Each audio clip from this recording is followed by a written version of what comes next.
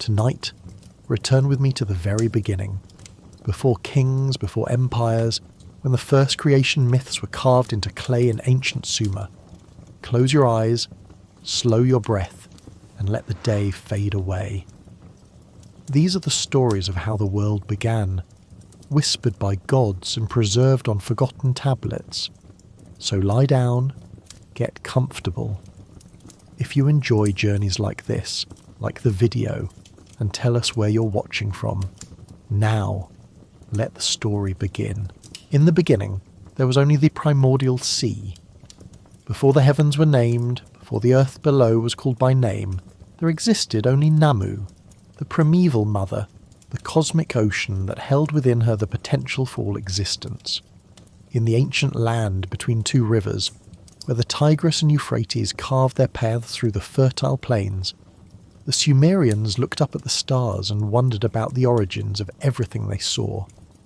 They crafted stories, passed down through generations, inscribed on clay tablets in the wedge-shaped script we now call cuneiform. These were not mere tales, but sacred truths that explained the very fabric of reality. The Sumerians understood creation not as a single moment, but as a series of separations and generations, a cosmic unfolding that brought order from the undifferentiated chaos of the primeval waters. Namu, whose name meant the sea, was the first and most ancient being. She was not created. She simply was, existing before existence itself had meaning. From her depths, through her own power and will, the first gods would emerge, and from them, the world as the Sumerians knew it would take shape. From Namu arose An, whose name meant heaven or sky. An emerged from the cosmic waters as the vast dome of the heavens, the masculine principle of the universe. He was the father of the gods, the highest authority in the cosmic order. But An did not emerge alone. At the same moment, or perhaps in the very same act of creation, Ki emerged as well.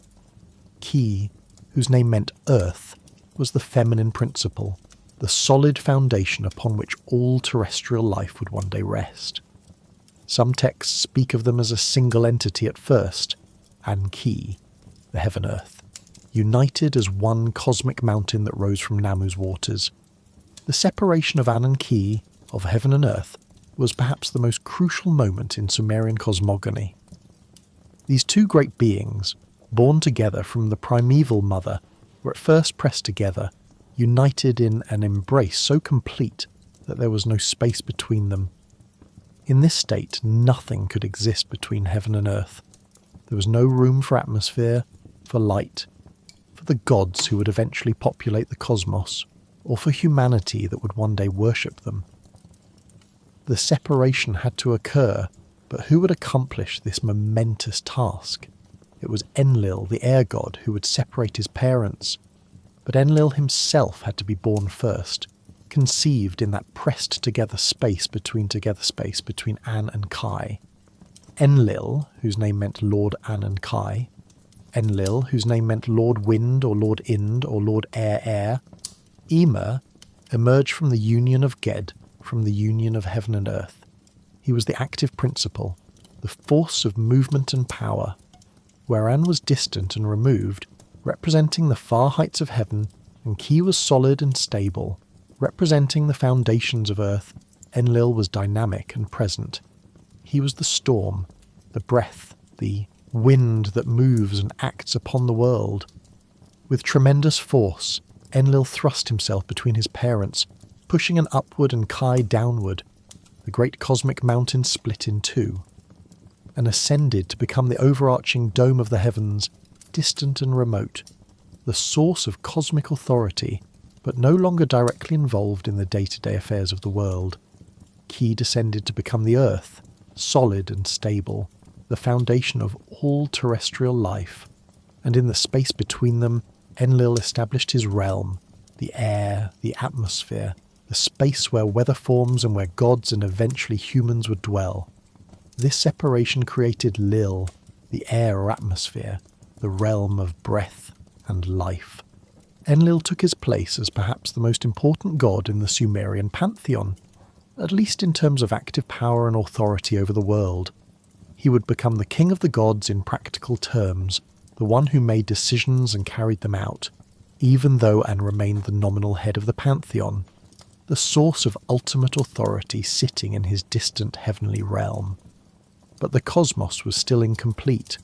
The separation of heaven and earth created space, but it did not yet create the organised world with all its features and functions. This would require more gods, more acts of creation, more organising principles to bring order to the potential that existed in the space between sky and earth. The Sumerian cosmos was not created by a single deity through a single act of will, but rather emerged through a complex process involving many divine beings, each with their own roles and domains.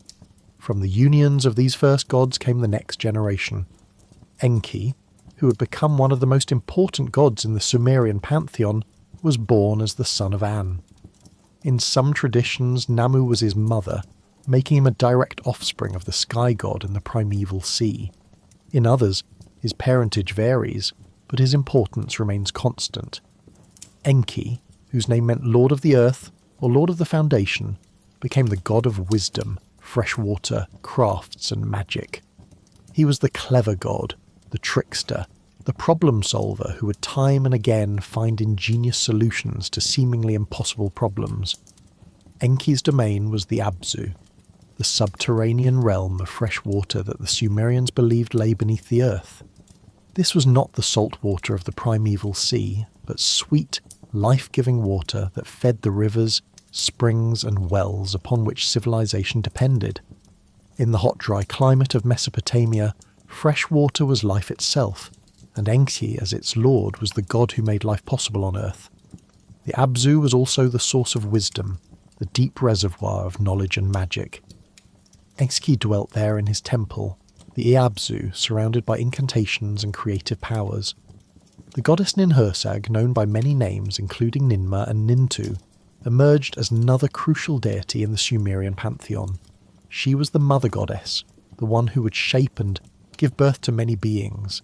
Some traditions made her a daughter of An, others placed her in different relationships to the first gods, but her role remained consistent.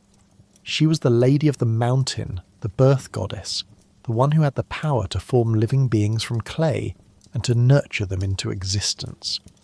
The relationship between Enki and Ninhursag would prove crucial to the creation of humanity, but before humans came into being, the gods themselves had to fully populate the cosmos and establish the order of the world.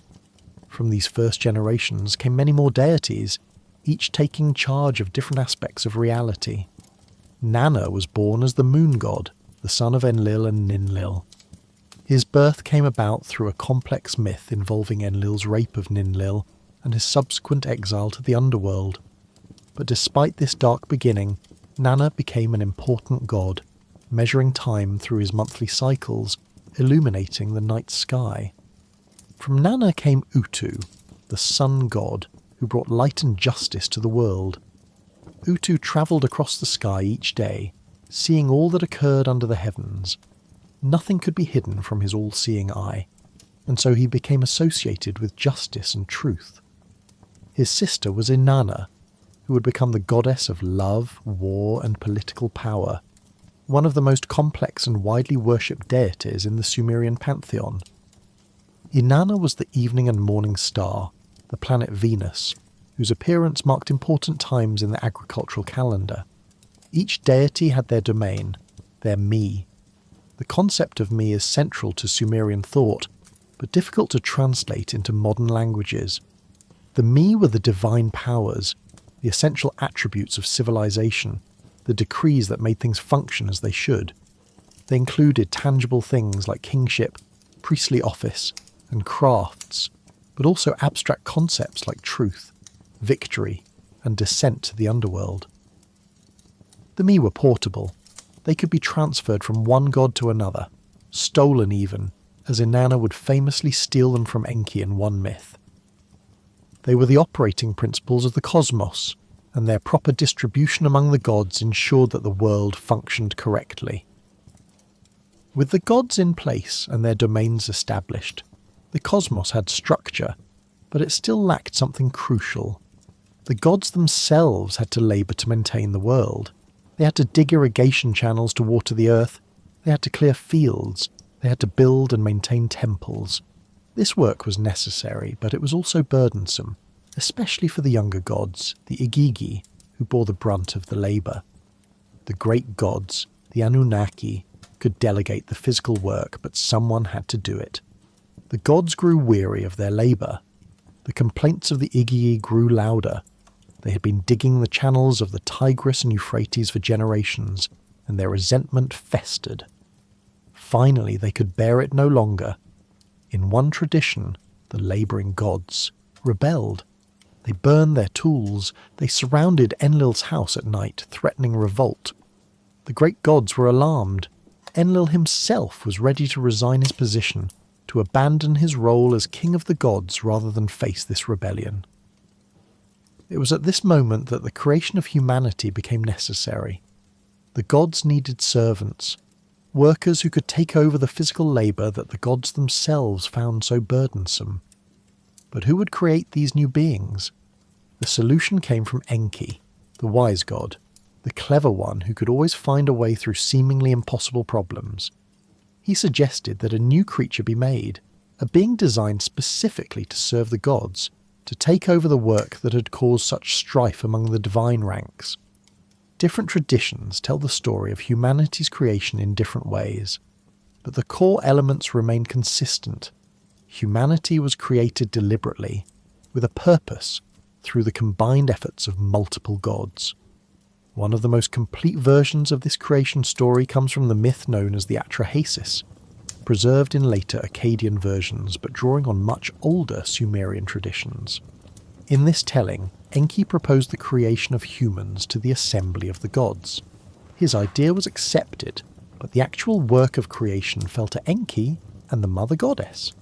To create humanity, a god had to die. A god had to die. This was the terrible price of human creation. This was the terrible price of human creation. WWE Ila, sometimes called Geshtu-i, Ila, sometimes called Geshtu-i, described as a god who had intelligence, was chosen for sacrifice.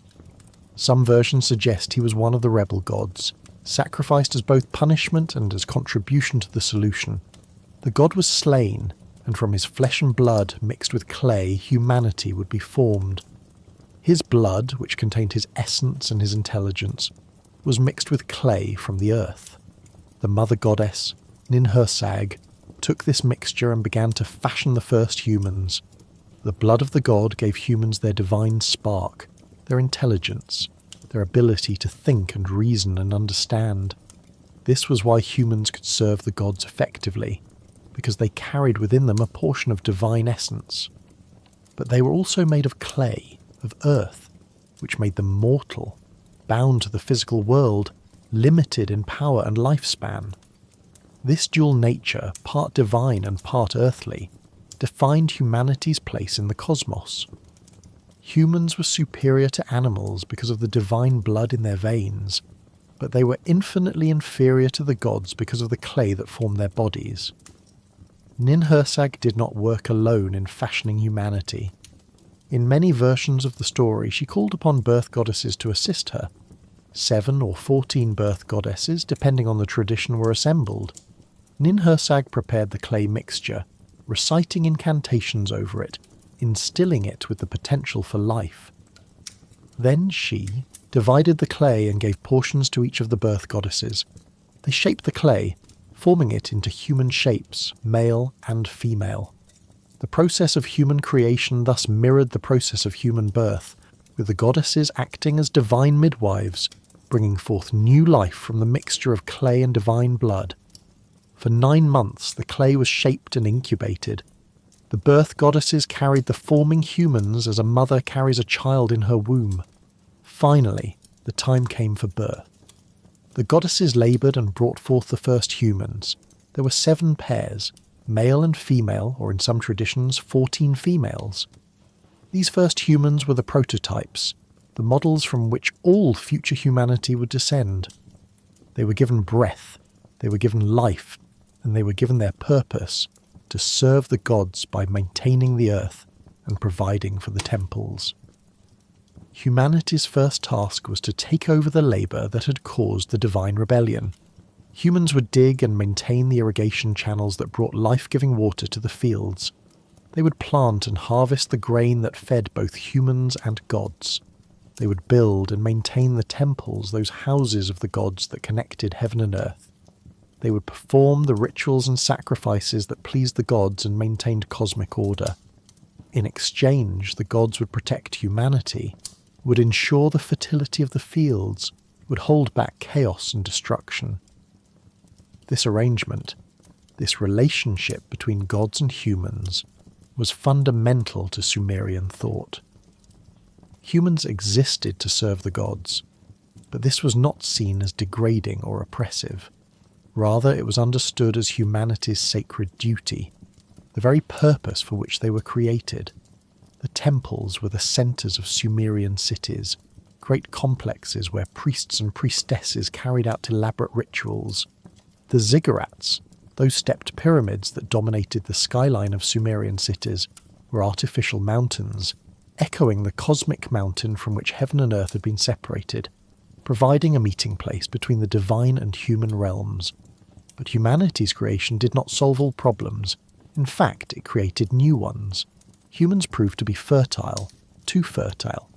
They multiplied rapidly across the earth, and their noise began to disturb the gods.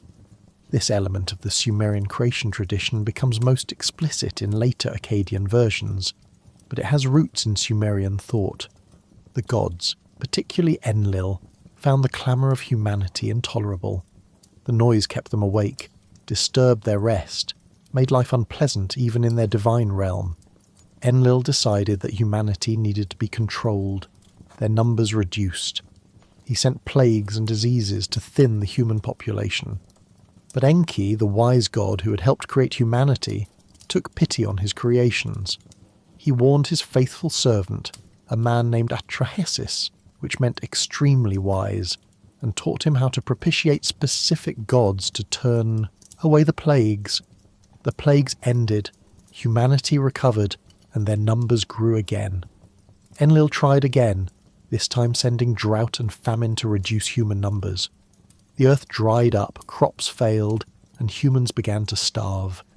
For years the drought persisted, growing more severe with each passing season. But again, Enki intervened. He helped Atrahasis and the humans to survive, teaching them new techniques, ensuring that some water still flowed from the Abzu, preventing complete annihilation. Humanity survived again, and again their numbers began to recover.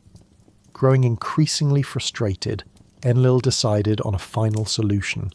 He would send a great flood to wipe humanity from the face of the earth entirely.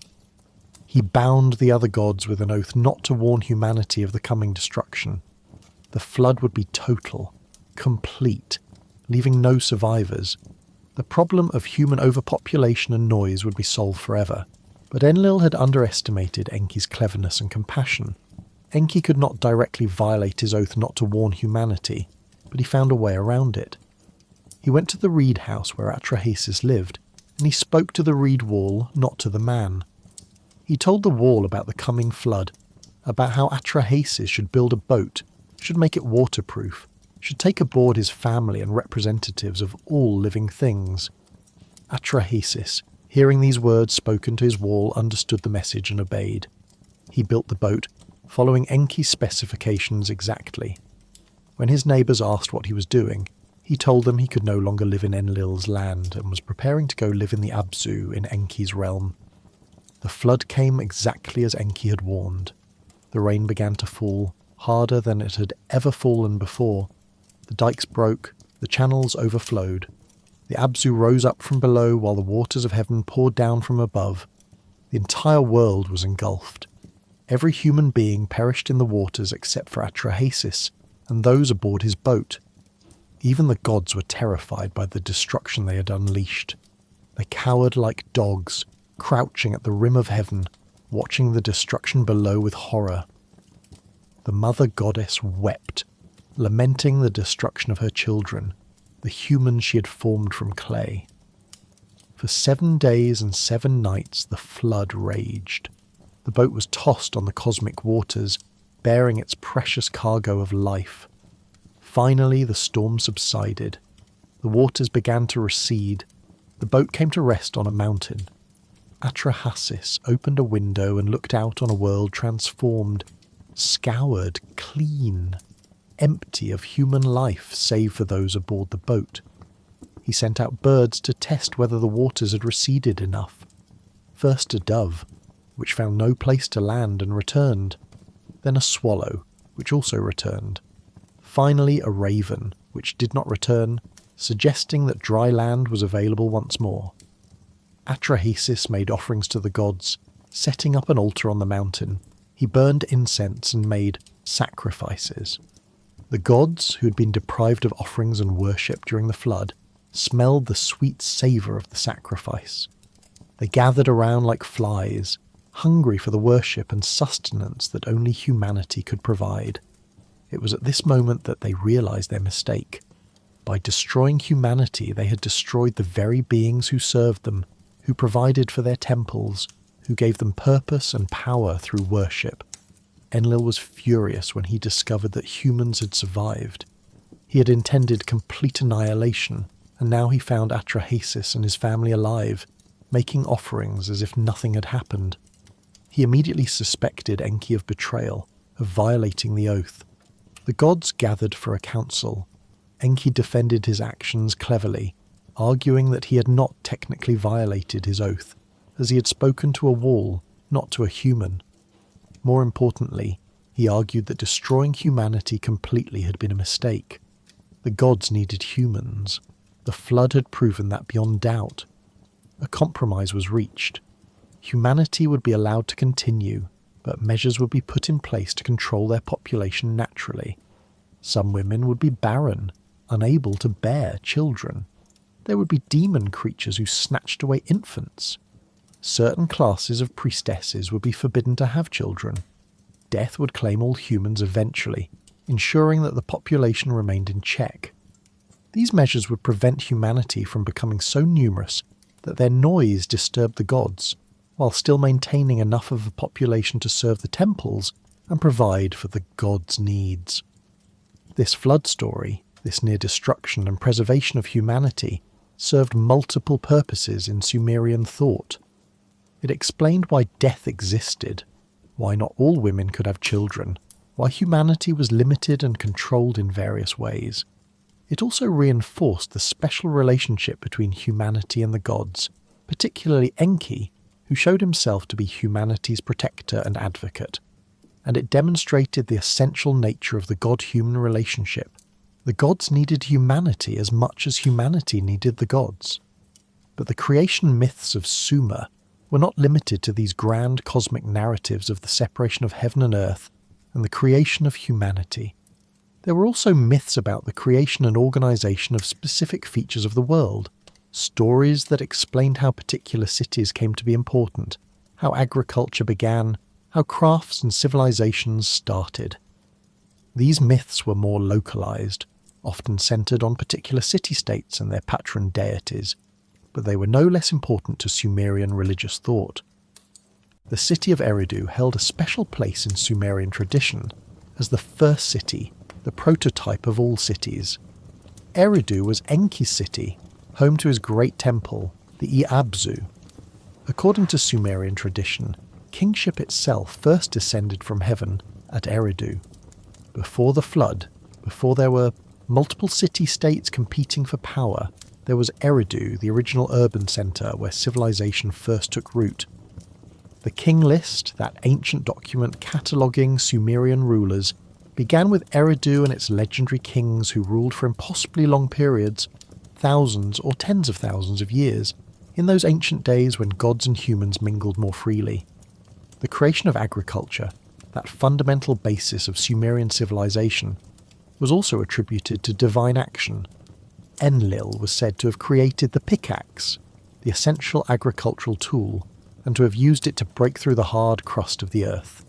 From the hole he created, humans sprouted like plants, growing up from the earth itself. This alternate creation tradition emphasized humanity's connection to the earth, to agriculture, to the soil that sustained them. It also reinforced Enlil's role as the great provider, the god who made civilization possible by creating the tools and techniques of farming. The organization of the world into its many components, each with its proper function, was accomplished through the allocation of the Mi, those divine powers and decrees that governed reality. The story of Inanna and the Mi tells how the goddess of Uruk obtained the Mi from Enki. Inanna travelled to Eridu, to Enki's temple in the Abzu. There she found the wise god relaxed, perhaps drunk on beer, in a generous mood. They feasted together, and in his expansive state, Enki began giving Inanna the Mi, one after another, over 100 of them in total. The Mi included kingship and priestly offices, weapons and judgments, musical instruments and ritual practices, crafts and skills, emotions and states of being. Enki gave her the crown, the throne, the scepter, the art of lovemaking, the craft of woodworking, the ability to make decisions, the power to descend to and ascend from the underworld, and dozens upon dozens more. Inanna accepted each gift, carefully loading the Mi onto her boat. When Enki sobered up and realized what he had done, he tried to stop her, sending his servant to intercept her and retrieve the Mi. But Inanna's servant, Ninshubur, fought off the pursuers, and Inanna successfully brought the Mi to Uruk, her city. This myth served to explain why Uruk was such a great and powerful city, possessing the Mi that made civilization flourish.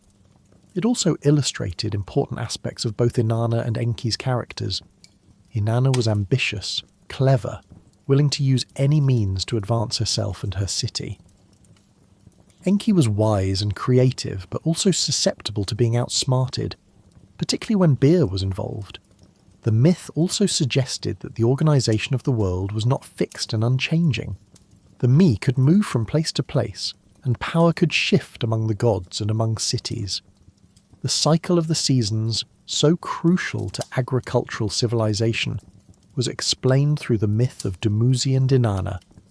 Dumuzi, whose name meant something like true sun, was a shepherd god associated with fertility and the abundance of the flocks. Inanna, the great goddess, chose him as her husband after rejecting a farmer god.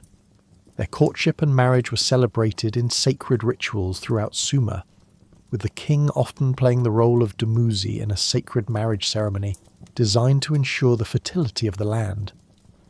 But the story took a dark turn. Inanna decided to descend to the underworld, the realm of her sister Ereshkigal. This descent was fraught with danger. The underworld was a place from which no one returned.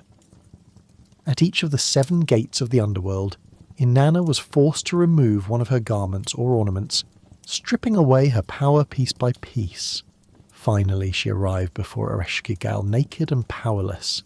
The judges of the underworld pronounced judgment against her, and she was killed, her corpse hung on a hook to rot. Before descending, Inanna had wisely instructed her servant Ninshubur to seek help if she did not return after 3 days. Ninshubur did exactly that, going first to Enlil, then to Nanna, and finally to Enki. Only Enki was willing and able to help. He created 2 beings from the dirt under his fingernails, tiny creatures who could slip into the underworld unnoticed. He gave them the food and water of the life and sent them to revive Inanna. They found Ereshkigal in the throes of labour, moaning in pain. Rather than ignoring her, they sympathised with her suffering, echoing her moans. Grateful for their compassion, Ereshkigal offered them a gift, and they asked for Inanna's corpse. She granted it, and they revived the goddess with the food and water of life. But there was a catch. The laws of the underworld required that anyone who left must provide a substitute to take their place. Demons accompanied Inanna as she ascended, ready to drag down whoever she designated as her replacement. She passed through several cities, encountering gods and servants who mourned her absence, and she refused to let the demons take any of them. Finally, she arrived at Uruk and found Dumuzi sitting on a throne, dressed in fine garments, apparently unconcerned about her absence. Furious at his lack of mourning, Inanna designated him as her replacement, and the demons dragged him down to the underworld. Dumuzi's sister, Geshti Nana, grieved terribly for her brother. Eventually a compromise was reached. Dumuzi and Geshti Nana would split the year, each spending half of it in the underworld. When Dumuzi was in the underworld, the earth mourned, and this was the dry season when plants withered and died. When he returned, the earth rejoiced, and this was the rainy season when plants grew and flourished. This cycle explained the agricultural calendar, the alternation of growing and dormant seasons that structured Sumerian life. The underworld itself, that dark realm where the dead dwelt, was part of the created cosmos, though it existed at its margins. Called Kur or Irkalla, the underworld was envisioned as a great city beneath the earth, surrounded by 7 walls with 7 gates. The dead who dwelt there lived a shadowy, diminished existence, described as eating dust and clay, dwelling in darkness. The underworld was ruled by Ereshkigal and her consort Nergal, gods of death and the realm of the dead. It was not a place of punishment in the way later religions would envision hell, but neither was it pleasant. It was simply where all humans went after death, regardless of how they had lived, to exist in a pale imitation of life. The organisation of the world also included the creation of various beings that populated it. In addition to gods and humans, there were demons, spirits, and monsters. Some of these were created deliberately by the gods for specific purposes. Others seemed to emerge from the chaotic boundaries of the cosmos, from those regions where order had not fully penetrated. Demons could cause disease, misfortune, and death. Protective rituals and incantations, many attributed to Enki's wisdom, were necessary to ward them off.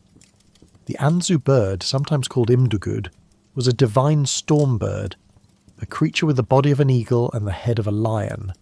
In one myth, the Anzu bird stole the tablet of destinies from Enlil, the sacred tablet upon which the fates were written, which gave its possessor supreme authority. This theft threatened the entire cosmic order. Various gods attempted to retrieve the tablet, but the Anzu bird's power, enhanced by possessing the tablet, made it nearly invincible. Finally, Ninurta, a warrior god and son of Enlil, succeeded in defeating the Anzu bird and recovering the tablet, restoring order to the cosmos. This myth illustrated the constant threat of chaos, the possibility that the established order could be upset. It also showed that maintaining cosmic order required constant vigilance and sometimes violent action. The gods were not simply sitting in heaven enjoying eternal bliss. They were actively engaged in maintaining the world they had created, fighting against forces that would tear it apart. Dragons and serpents also figured in Sumerian mythology, representing chaos and the forces that opposed divine order. These creatures were often associated with water, particularly the cosmic waters at the edges of creation. They had to be defeated and controlled by the gods to make the world safe for civilization. Ninurta, in addition to his defeat of the Anzu bird, was also celebrated as a slayer of dragons and demons, a warrior god who pushed back the forces of chaos to expand the realm of order. The mountains which ringed the Mesopotamian plain were seen as the edges of the world, wild places where order faded into chaos. Yet mountains were also sacred, places where heaven and earth came close together. The ziggurat, that architectural form so characteristic of Sumerian cities, was an artificial mountain, a human-made link between the earthly and divine realms. By building ziggurats, humans recreated the cosmic mountain, Anki, in their cities, providing a place where gods could descend to interact with humanity. The cosmic geography envisioned by the Sumerians placed the earth as a flat disk, floating on the primeval waters of the Abzu. Beneath the earth was the underworld, also surrounded by water. Above the earth was the dome of the sky, An, which kept the cosmic waters at bay. Beyond the sky were more waters, the heavenly ocean. The sun god Utu travelled across the sky during the day, then passed through a tunnel in the earth at night to return to the east for the next day's journey. The stars were divine beings, writing the will of the gods across the night sky. The rivers Tigris and Euphrates, so central to Sumerian life, were divine creations, gifts from the gods that made civilization possible in an otherwise harsh environment. Enki was said to have filled the rivers with water from the Abzu, ensuring their flow even in the dry season. The annual flooding of these rivers, which deposited rich silt on the fields, was understood as a blessing from the gods, renewing the fertility of the earth. But floods could also be destructive, a reminder that divine power was not always benevolent, that the gods had to be continually propitiated through ritual and offerings. Agriculture itself was a divine gift, taught to humanity by the gods. The goddess Ashnan was grain personified, a deity who embodied wheat and barley. In one myth, before Ashnan and her brother Lahar, god of cattle, were created, humans had to graze like sheep, eating grass. They did not know how to cultivate grain or herd animals. The gods created Ashnan and Lahar to provide these gifts to humanity. But the two deities quarrelled, competing over who was more important. The dispute was brought before Enlil, who judged in favour of Ashnan, grain, declaring agriculture more fundamental than herding to civilization. The craft of brewing beer, which was extremely important in Sumerian culture, was attributed to the goddess Ninkasi. Beer was not just a beverage, but an essential part of the diet, safer to drink than water in many cases, nutritious, and central to religious rituals and social gatherings. Ninkasi's hymn, which has been preserved, is simultaneously a praise of the goddess and a recipe for brewing beer, describing the process in devotional language. This illustrates how the Sumerians saw no separation between the sacred and the practical. A brewing recipe could be a religious text because brewing itself was a sacred act, a gift from the gods. The invention of writing itself, that revolutionary technology that allowed the Sumerians to preserve their myths and maintain their civilization with unprecedented complexity, was attributed to divine origins. In some traditions, Enki was credited with creating writing, adding it to the list of his gifts to humanity.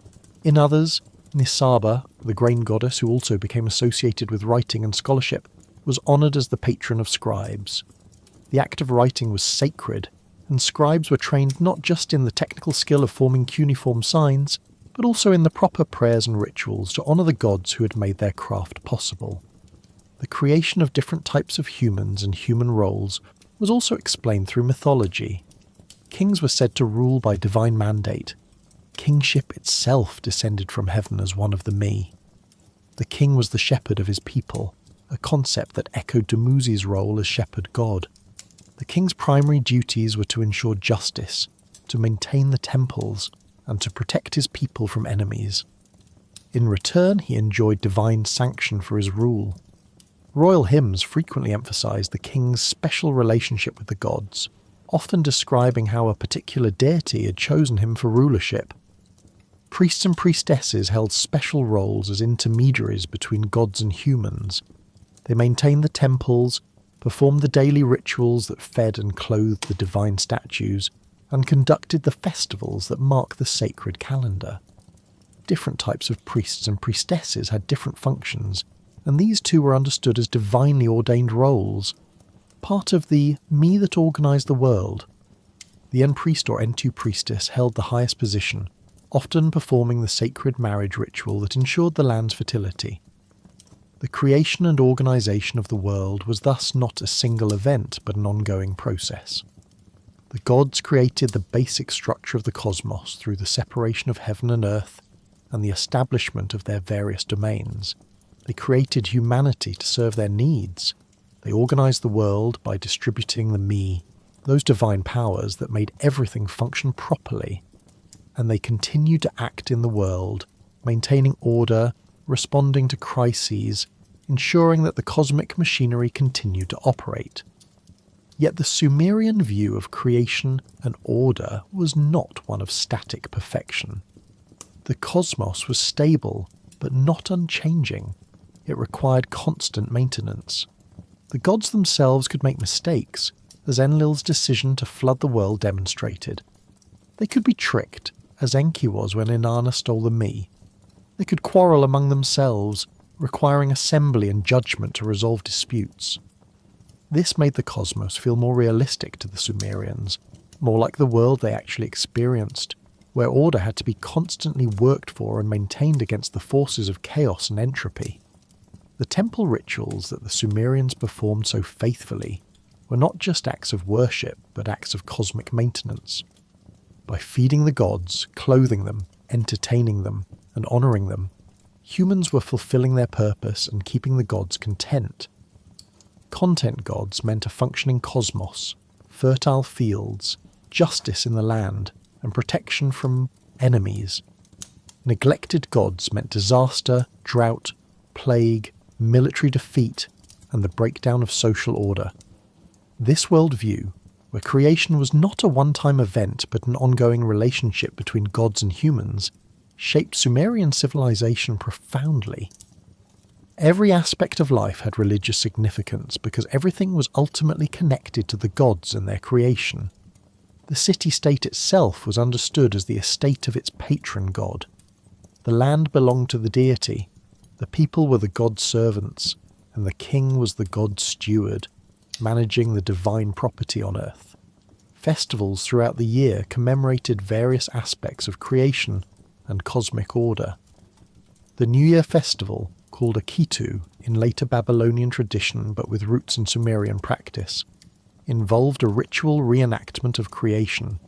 The king would temporarily abdicate, order would dissolve into ritual chaos, and then order would be re-established with the king's reinstatement. This dramatic ritual reminded participants that order was not automatic but had to be actively maintained, that chaos was always lurking at the margins, ready to break through if vigilance lapsed. The sacred marriage ritual, where the king representing Dumuzi would ritually mate with a priestess representing Inanna, was another festival that reenacted mythic events. This ritual ensured the fertility of the land, the abundance of the crops, and the prosperity of the people. It connected the cosmic marriage of deities to the earthly realities of agricultural success. The king's potency was the land's potency. His proper performance of the ritual guaranteed the rains would come, the crops would grow, and the people would be fed. The Sumerians also told myths about conflicts among the gods that resulted in creative reorganizations of the cosmos. The story of Inanna's descent to the underworld was not just about the changing seasons, but also about the expansion of Inanna's power. By descending to the underworld and returning, something no deity had done before, Inanna gained new me, new powers over death and resurrection. She became a more complex and powerful goddess through her ordeal. Similarly, myths about various gods defeating monsters and chaos creatures were about establishing and extending order. Each victory over a dragon or demon made the world safer for civilization, pushed back the boundaries of chaos a little further. These myths validated the expansion of Sumerian civilization, suggesting that as cities grew and farmland expanded, they were continuing the gods' work of bringing order to the world. The relationship between older and younger generations of gods also mirrored human society. Enlil's separation of his parents, An and Ki, could be read as a myth of generational change, where the younger generation must separate from and sometimes overthrow the older generation to establish their own order. Yet this was not portrayed as completely antagonistic, and remained the head of the pantheon even after Enlil took over practical authority. This reflected Sumerian values about respecting elders, while also acknowledging that active power passes to the next generation. The Sumerians understood that their creation myths were theology, attempts to explain ultimate realities that were beyond full human comprehension. The myths were told and retold, with variations and elaborations in different cities and different periods. Scribes copied them onto clay tablets, preserving them for future generations. The myths were performed in temple rituals, acted out in sacred dramas that brought the divine events into the present moment.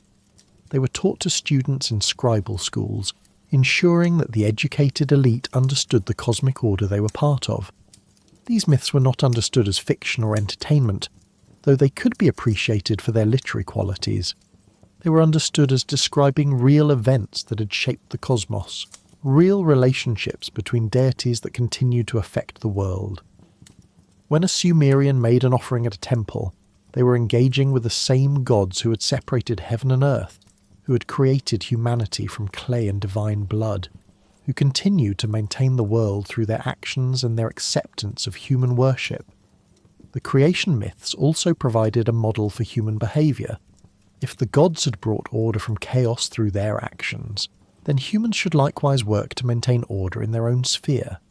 Justice, which was one of the me gifted by the gods, required humans to establish and enforce fair laws.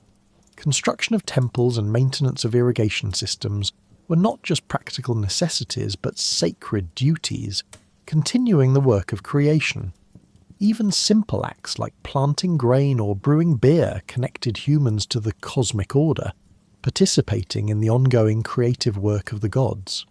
The Sumerian worldview, as expressed in their creation myths, was fundamentally optimistic about civilization.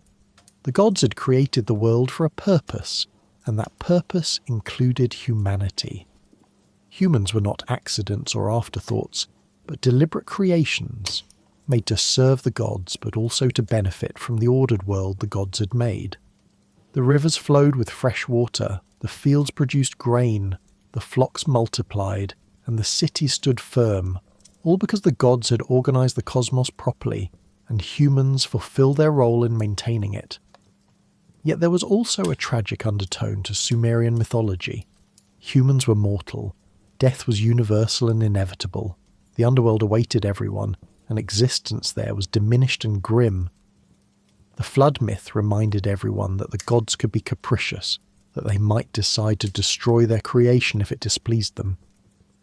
Inanna's treatment of Dumuzi showed that even the gods could be cruel to those close to them. Power was arbitrary, and suffering could come even to those who did nothing wrong. This tension between cosmic order and the reality of suffering, between the gods' power and their apparent indifference to human pain, runs through Sumerian literature. The righteous sufferer, found in texts like the Sumerian Job, questions why the gods allow good people to suffer while the wicked prosper. The answers provided are never fully satisfying. The gods' ways are mysterious, and humans cannot fully understand divine justice. Yet faith persists. The gods must be honoured, the rituals must be performed, because the alternative, chaos, and the complete breakdown of order is far worse. The legacy of Sumerian creation myths extended far beyond ancient Sumer itself. As Sumerian civilization was absorbed into Akkadian, Babylonian and Assyrian empires, these myths were translated and adapted. The Babylonian creation epic, the Enuma Elish, drew heavily on Sumerian traditions while centering on Marduk, patron god of Babylon. The flood story, preserved in the Epic of Gilgamesh, transmitted Sumerian traditions into the broader ancient Near Eastern world. Through these later adaptations, Sumerian creation myths influenced the entire region. Elements of these stories can be found in biblical creation accounts, which similarly describe the separation of waters, the creation of humans from earth, and a catastrophic flood survived by one righteous family. The Sumerian cosmic geography, with its flat earth, dome of heaven, and waters above and below, became the standard model for ancient Near Eastern cosmology, persisting for millennia. The Sumerian contribution to human thought cannot be overstated. They were among the first to write down their myths, creating a literature that could be preserved and transmitted across time and space. They developed a complex theology that attempted to explain the cosmos systematically, accounting for natural phenomena, human psychology, and social organization through an integrated mythological framework. They created narratives that were simultaneously explanatory and entertaining, serving religious, educational, and literary purposes. In the ruins of ancient Sumerian cities, archaeologists have uncovered thousands of clay tablets inscribed with cuneiform text. Many contain economic records, lists of goods, and administrative documents, the mundane stuff of civilization. But among them are the literary texts, the hymns, the prayers, and the myths. These tablets speak across millennia, preserving voices that described how the world came to be, how humans came to exist, and what it all means. When we read that in the beginning there was only the primeval sea Namu, that from her came An and Ki, that Enlil separated heaven from earth, that humanity was created from clay and divine blood to serve the gods, we are reading some of humanity's earliest attempts to answer the most fundamental questions. Why does the world exist? Why do we exist? What is our purpose? The Sumerians answered these questions with rich, complex narratives that honoured the gods they worshipped and explained the world they inhabited. The creation myths of ancient Sumer were not static dogma but living traditions, adapted and reinterpreted by each generation. They shaped how the Sumerians understood themselves and their place in the cosmos. They justified social structures and political authority. They explained natural phenomena and human psychology. They provided comfort in the face of mortality and meaning in the face of suffering. And they created a narrative framework that would influence religious and philosophical thought for thousands of years, echoing down through history in ways the ancient Sumerians themselves could never have imagined. These myths remind us that the human impulse to explain origins, to understand how we got here and why, is ancient and universal. Every culture has creation stories, but the Sumerians were among the first to write theirs down in such detail, creating a record that has survived the rise and fall of civilizations.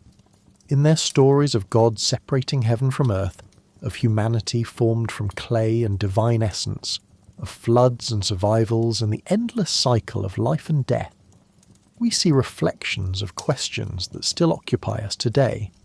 The forms of the answers have changed, but the questions remain remarkably consistent across the millennia that separate us from ancient Sumer. The depth and sophistication of Sumerian mythological thought becomes even more apparent when we examine the specific mechanisms by which creation was understood to occur. The Sumerians did not simply say the gods created things by fiat, by speaking them into existence. Instead, they described concrete processes, divine craftsmanship, physical manipulations of primordial materials. When Ninhursag created humans, she didn't just wish them into being. She worked with clay. She mixed it with divine blood. She shaped it with her hands. She incanted spells over it, and she employed birth goddesses to complete the process through something analogous to gestation and birth. This concrete, process-oriented understanding of creation reflects the Sumerian respect for craft and labour. The Sumerians were a practical people. They had to be, living in a harsh environment where survival depended on complex irrigation systems, careful agricultural planning, and sophisticated social organisation. Their myths reflected this practicality. The gods were not abstract principles, but active beings who had to work to accomplish their goals. Even divine creation required effort, planning, and sometimes trial and error. This made the gods more relatable, more understandable to human worshippers who themselves had to work hard every day to maintain civilization. The role of water in Sumerian creation myths deserves particular attention. Water was everywhere in these stories, from Namu, the primeval sea, to the Abzu that Enki ruled, from the rivers that gave life to the land to the flood that nearly destroyed humanity. This obsession with water makes perfect sense when we remember that Sumerian civilization existed only because of water, only because of water. The Tigris and Euphrates rivers made agriculture possible in Mesopotamia. Igris and Euphrates rivers made agriculture possible in Mesopotamia. Without them, The region would be desert, uninhabitable. The annual floods deposited nutrient-rich silt on the fields, renewing their fertility.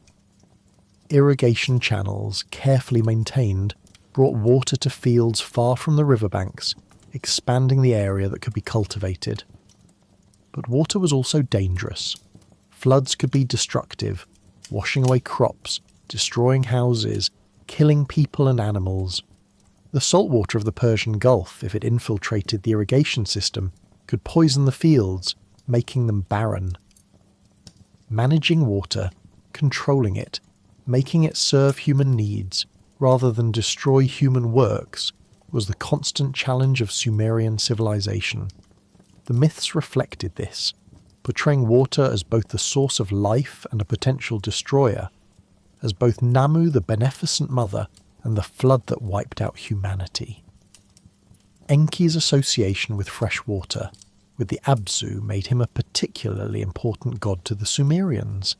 He controlled the life-giving waters that came from underground sources, feeding the rivers even in the dry season. His benevolence toward humanity, demonstrated repeatedly in the myths, reflected the fact that without the sweet water he provided, human life would be impossible. The clay from which humans were made came from the earth, but it had to be mixed with water to be workable. Life itself required water. Crops needed it to grow. Animals and humans needed it to drink. Enki's realm, the Abzu, was thus the source not just of physical water but of life itself. The relationship between the three great gods of the Sumerian pantheon, An, Enlil and Enki, mirrored the structure of the cosmos they had created, and ruled the heavens, distant and remote, the source of ultimate authority but rarely intervening directly in earthly affairs. Enlil ruled the atmosphere and the earth's surface, the realm where humans lived, where weather occurred, where agriculture was practiced. He was the active king of the gods, the one who made decisions and enforced them.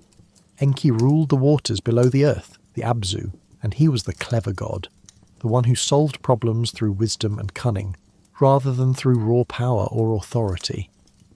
This division of cosmic realms corresponded to aspects of Sumerian society and to different approaches to power and authority, and represented traditional authority, the king who rules by right of position, whose authority is accepted as natural and unquestionable. Enlil represented executive power, the active ruler who makes things happen, who can be harsh or generous depending on his mood, whose decisions affect everyone. Enki represented wisdom, craft, and the power of knowledge, the ability to solve problems not through force but through understanding and cleverness. The tensions between these gods, particularly between Enlil and Enki, reflected real tensions in Sumerian society between different forms of power and different values. Enlil was the god of storm and force, sometimes arbitrary, sometimes harsh, but ultimately necessary for order. Enki was the god of wisdom and compassion, who used cleverness to achieve his goals, and who consistently sided with humanity against other gods. These weren't just personalities, but represented different approaches to governance, different moral stances, different ways of relating to power and authority. In many myths, Enlil appears as the stern father figure, quick to anger, ready to punish transgressions harshly. Enki appears as the wise uncle, the one who helps out of trouble, who finds loopholes in the rules, who is willing to bend or break laws for good reasons. The flood myth perfectly encapsulates this dynamic. Enlil decides humanity must be destroyed and binds all the gods with an oath. Enki finds a way around the oath through clever wordplay, saving humanity while technically not violating his promise. This pattern repeats throughout Sumerian mythology. The goddess Ninhursag, under her various names and aspects, represented yet another important principle in Sumerian thought. She was the Earth Mother, the birth goddess, the one who brought things into being through the process of gestation and birth, rather than through masculine principles of separation or craft. Her power was generative, creative in the most fundamental sense. She was the Lady of the Mountain, and mountains were places of birth, where springs emerged from the earth, where life came forth from stone and soil. The relationship between Enki and Ninhursag was complex and took different forms in different myths. In some stories, they were lovers whose union produced various gods and beings. In others, they were partners in creation, working together to fashion humanity. In the myth of Enki and Ninhursag, they engaged in a strange series of encounters in the paradise land of Dilmun, producing various plant deities. Enki ate plants that Ninhursag had created, angering her. She cursed him, causing him to sicken, with various parts of his body in pain. Eventually she relented and created healing deities to cure each of his ailments. This myth, obscure in many of its details, seemed to be about the relationship between consumption and creation, between taking and giving, and the necessity of both masculine and feminine principles working in harmony. Dilmun itself, mentioned in several Sumerian myths, was portrayed as a paradise, a pristine place before the complications of ordinary existence. It was land where there was no sickness, no death, no danger. Some scholars believe Dilmun may have been based on a real place, perhaps Bahrain or another location in the Persian Gulf which had important trade connections with Sumer. But in mythological terms, Dilmun represented an ideal, a place where creation was pure and uncomplicated, before the fallen state of ordinary existence.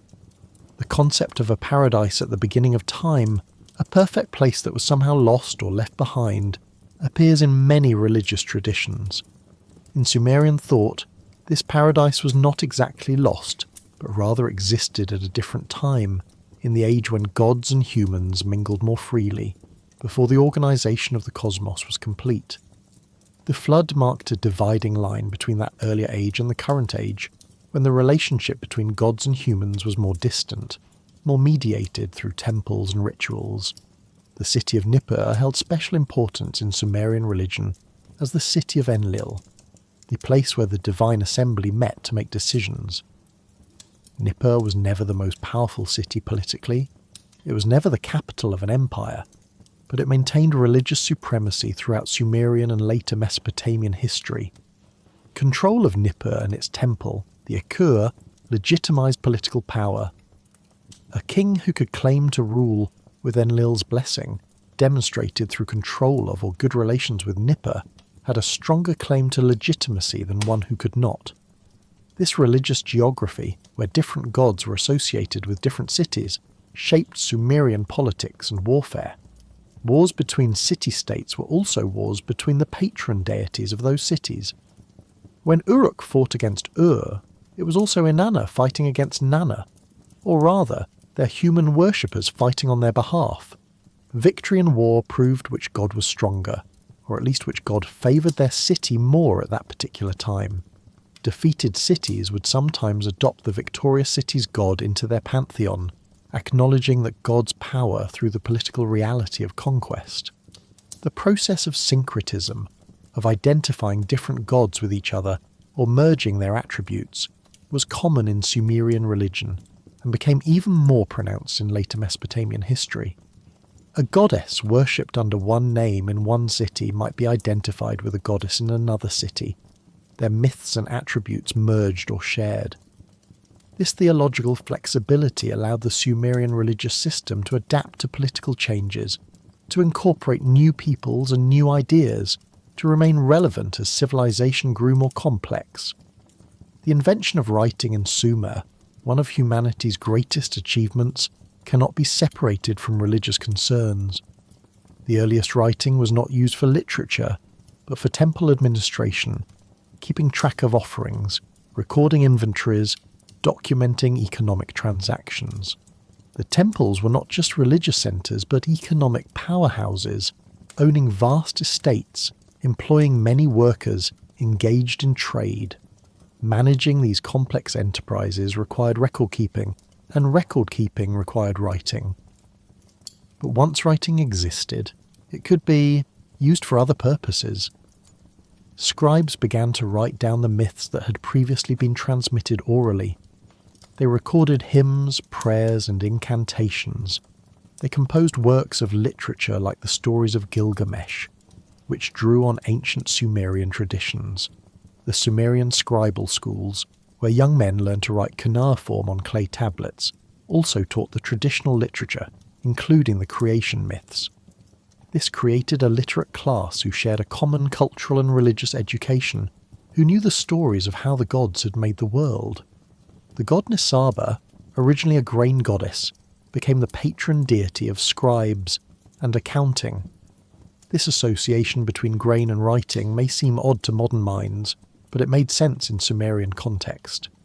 Both grain and writing were fundamental to civilization. Both required careful cultivation and management. Both involved transformation of raw materials into useful products. Grain transformed soil, water, and sunlight into food. Writing transformed thought and speech into permanent record. Both were gifts from the gods that elevated humanity above a merely animal existence. The concept of Nam, often translated as destiny or fate, was central to Sumerian religious thought. Each being had a Nam, a destiny that was decreed by the gods, usually by An and Enlil in their divine assembly. This Nam was not completely fixed. It could be altered by divine decree or through special intervention.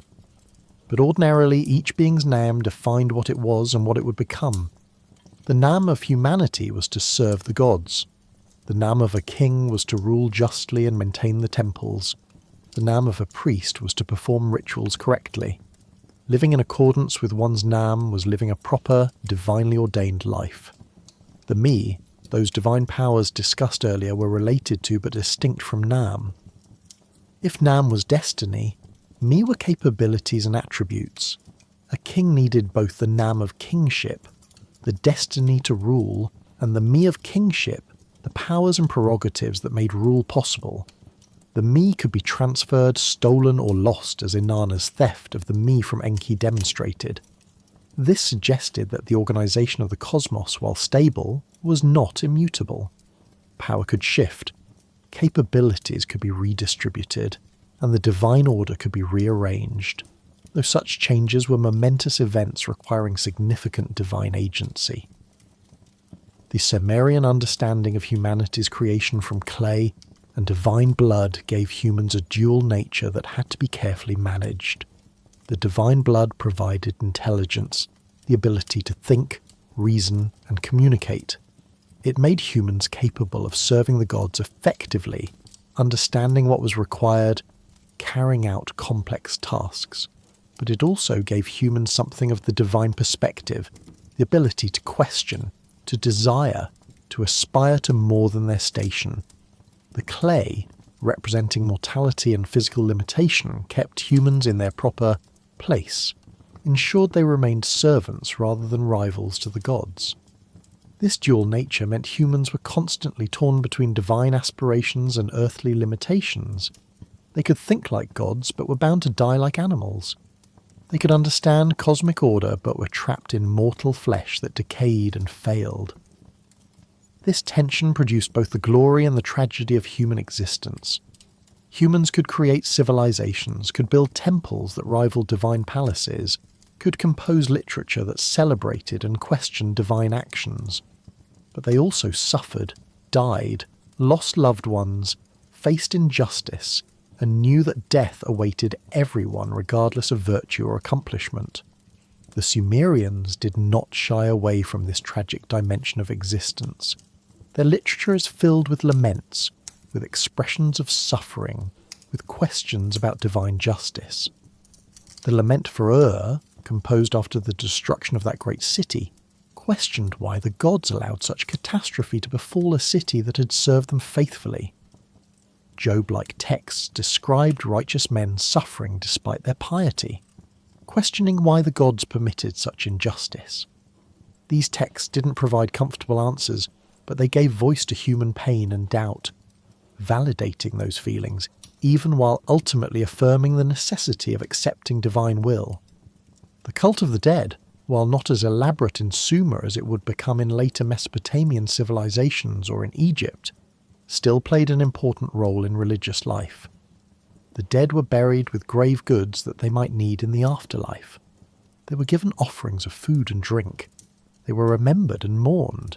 The living maintained obligations to their dead ancestors, and the dead, properly cared for, would not trouble the living.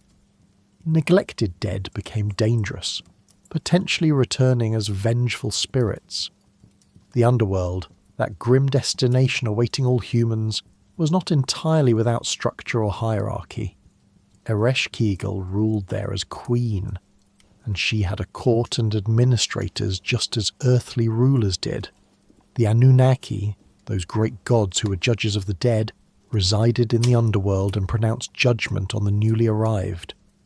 What exactly they judged, and what consequences followed from their judgments, is not entirely clear from the surviving texts, but the mere fact of judgment suggests some differentiation in the afterlife, some recognition of how one had lived. The 7 judges of the underworld, the Anunnaki in their role as arbiters of the dead, were fearsome figures. When Inanna descended to the underworld and arrived before them, they fixed her with the eye of death, and she died instantly. Their judgment was final, their power absolute within their realm. Even Inanna, one of the greatest goddesses, could not resist their authority in the underworld. This emphasized that death was the great equalizer, that even divine power had limits when confronting mortality. The number 7 appears repeatedly in Sumerian mythology. The underworld had 7 gates. There were 7 Anunnaki judges. Many rituals involved 7 repetitions or 7 offerings. 7 was a sacred number, representing completeness or perfection. The 7-day week, which would eventually spread throughout the world, had its origins in Mesopotamian religious thought, though it developed more fully in later Babylonian astrology. The association of 7 with completeness may have come from the 7 visible celestial bodies, the sun, moon, and 5 planets that could be seen with the naked eye, which the Mesopotamians carefully observed and which they associated with various deities. Celestial observation was deeply connected to Sumerian religion. The movements of the sun, moon, and stars were not just interesting phenomena, but were understood as the visible activities of gods. The regularity of celestial movements demonstrated divine order. The sun god Utu travelled across the sky each day with perfect regularity, demonstrating divine faithfulness and providing a measure for time. The moon god Nanna waxed and waned in a predictable cycle, marking off months. The stars wheeled through the sky following eternal patterns, showing that despite earthly chaos and change, cosmic order remained stable. The Sumerians were among the first to develop systematic astronomical observation, recording celestial phenomena and attempting to understand their patterns. This was not science in the modern sense. It was astrology, the belief that celestial movements were omens, signs from the gods about future events. If a particular planet appeared in a certain constellation at a certain time, it might presage a military victory or a natural disaster, or the death of a king. The priests who could read these signs were invaluable to rulers, helping them know the will of the gods and plan accordingly. This connection between heaven and earth, between celestial movements and earthly events, was fundamental to Sumerian cosmology. The cosmos was an integrated whole, and what happened in one part affected other parts. The gods who resided in heaven looked down on earth and influenced events there. Humans on earth worshipped the gods and affected them through their rituals and offerings. The underworld below connected to the earth through caves and through the grave, and its denizens could sometimes emerge to affect the living. All 3 cosmic realms, heaven, earth, and underworld, were interconnected and mutually influential. The axis mundi, the world axis connecting these 3 realms, was a common motif in ancient Near Eastern thought. In some cultures it was envisioned as a world tree or a cosmic mountain. In Sumerian thought, the ziggurat served this function. Rising from earth toward heaven, the ziggurat was a stairway for the gods, a place where divine and human realms touched. The highest level of the ziggurat housed a chamber, where the god could descend to be with humans. The king would ascend to meet the god there, bridging the gap between earth and heaven through his sacred role. The famous ziggurat of Ur, dedicated to the moon god Nana, rose in 3 great stages, its bulk visible for miles across the flat Mesopotamian plain. Walking up its long stairway was a ritual act, an ascent from the earthly to the divine realm. At the top, in the small temple chamber, the ordinary rules of earthly existence didn't fully apply. This was liminal space, threshold space, where transformation could occur and communication between realms was possible.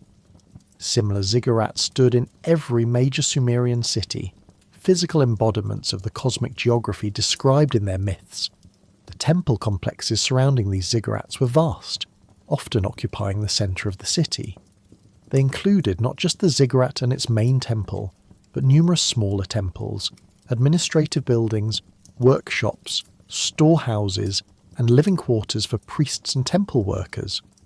The temple economy was a significant part of the overall economy, employing craftspeople, farmers, herders, and labourers. Working for the temple was not just a job, but a sacred duty, a direct participation in serving the gods. The daily rituals in these temples were elaborate and carefully prescribed. The divine statue, which was not just a representation of the god, but was understood to be the god's physical body on earth, had to be cared for like a living person. Each morning, temple servants would wake the god, dress the statue in fine garments, and present it with meals.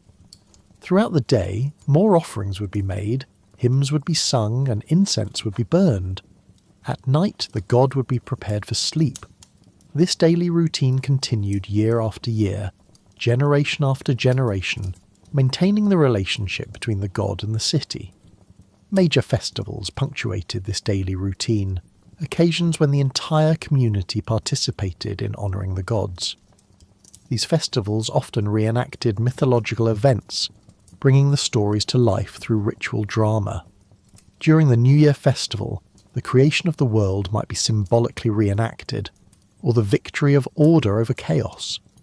The sacred marriage ritual, reenacting the union of Inanna and Dumuzi, was a public event that involved the entire city in ensuring cosmic and terrestrial fertility. Music played a crucial role in these rituals. The Sumerians had developed sophisticated musical instruments, including harps, lyres, drums, and flutes. Musicians were highly trained specialists, often attached to temples.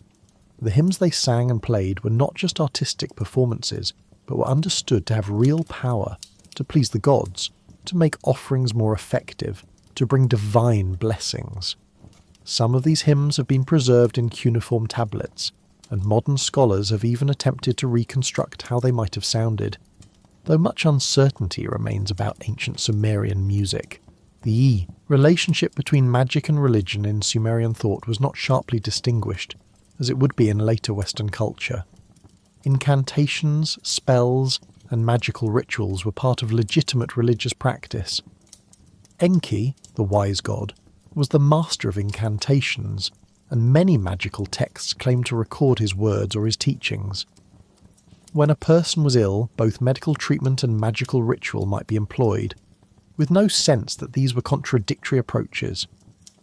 Illness could be caused by demons, by witchcraft, by divine anger, or by natural causes, and treatment had to address the actual cause, whatever it might be. Protective magic was especially important. Amulets inscribed with divine names or sacred symbols could ward off evil. Figurines buried in the foundations of buildings could protect against malevolent forces. Rituals performed at vulnerable times, like birth or death or the new moon, could safeguard against demonic attack. This was not superstition from the Sumerian perspective, but practical application of religious knowledge. The world was populated by many spiritual entities, not all of them benevolent, and prudent people took precautions. The concept of personal gods or protective deities became increasingly important in Sumerian religion over time.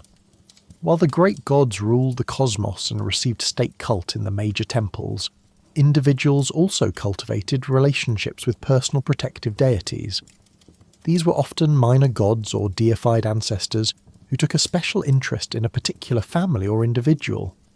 A person would pray to their personal god for protection and guidance, and the personal god would intercede with the greater gods on the person's behalf. This added a more intimate, personal dimension to what could otherwise be an overwhelmingly institutional and formal religious system. Dreams were understood as one way the gods communicated with humans. Significant dreams might come from the gods, conveying warnings or guidance. There were professional dream interpreters who could explain what a dream meant, what action it called for.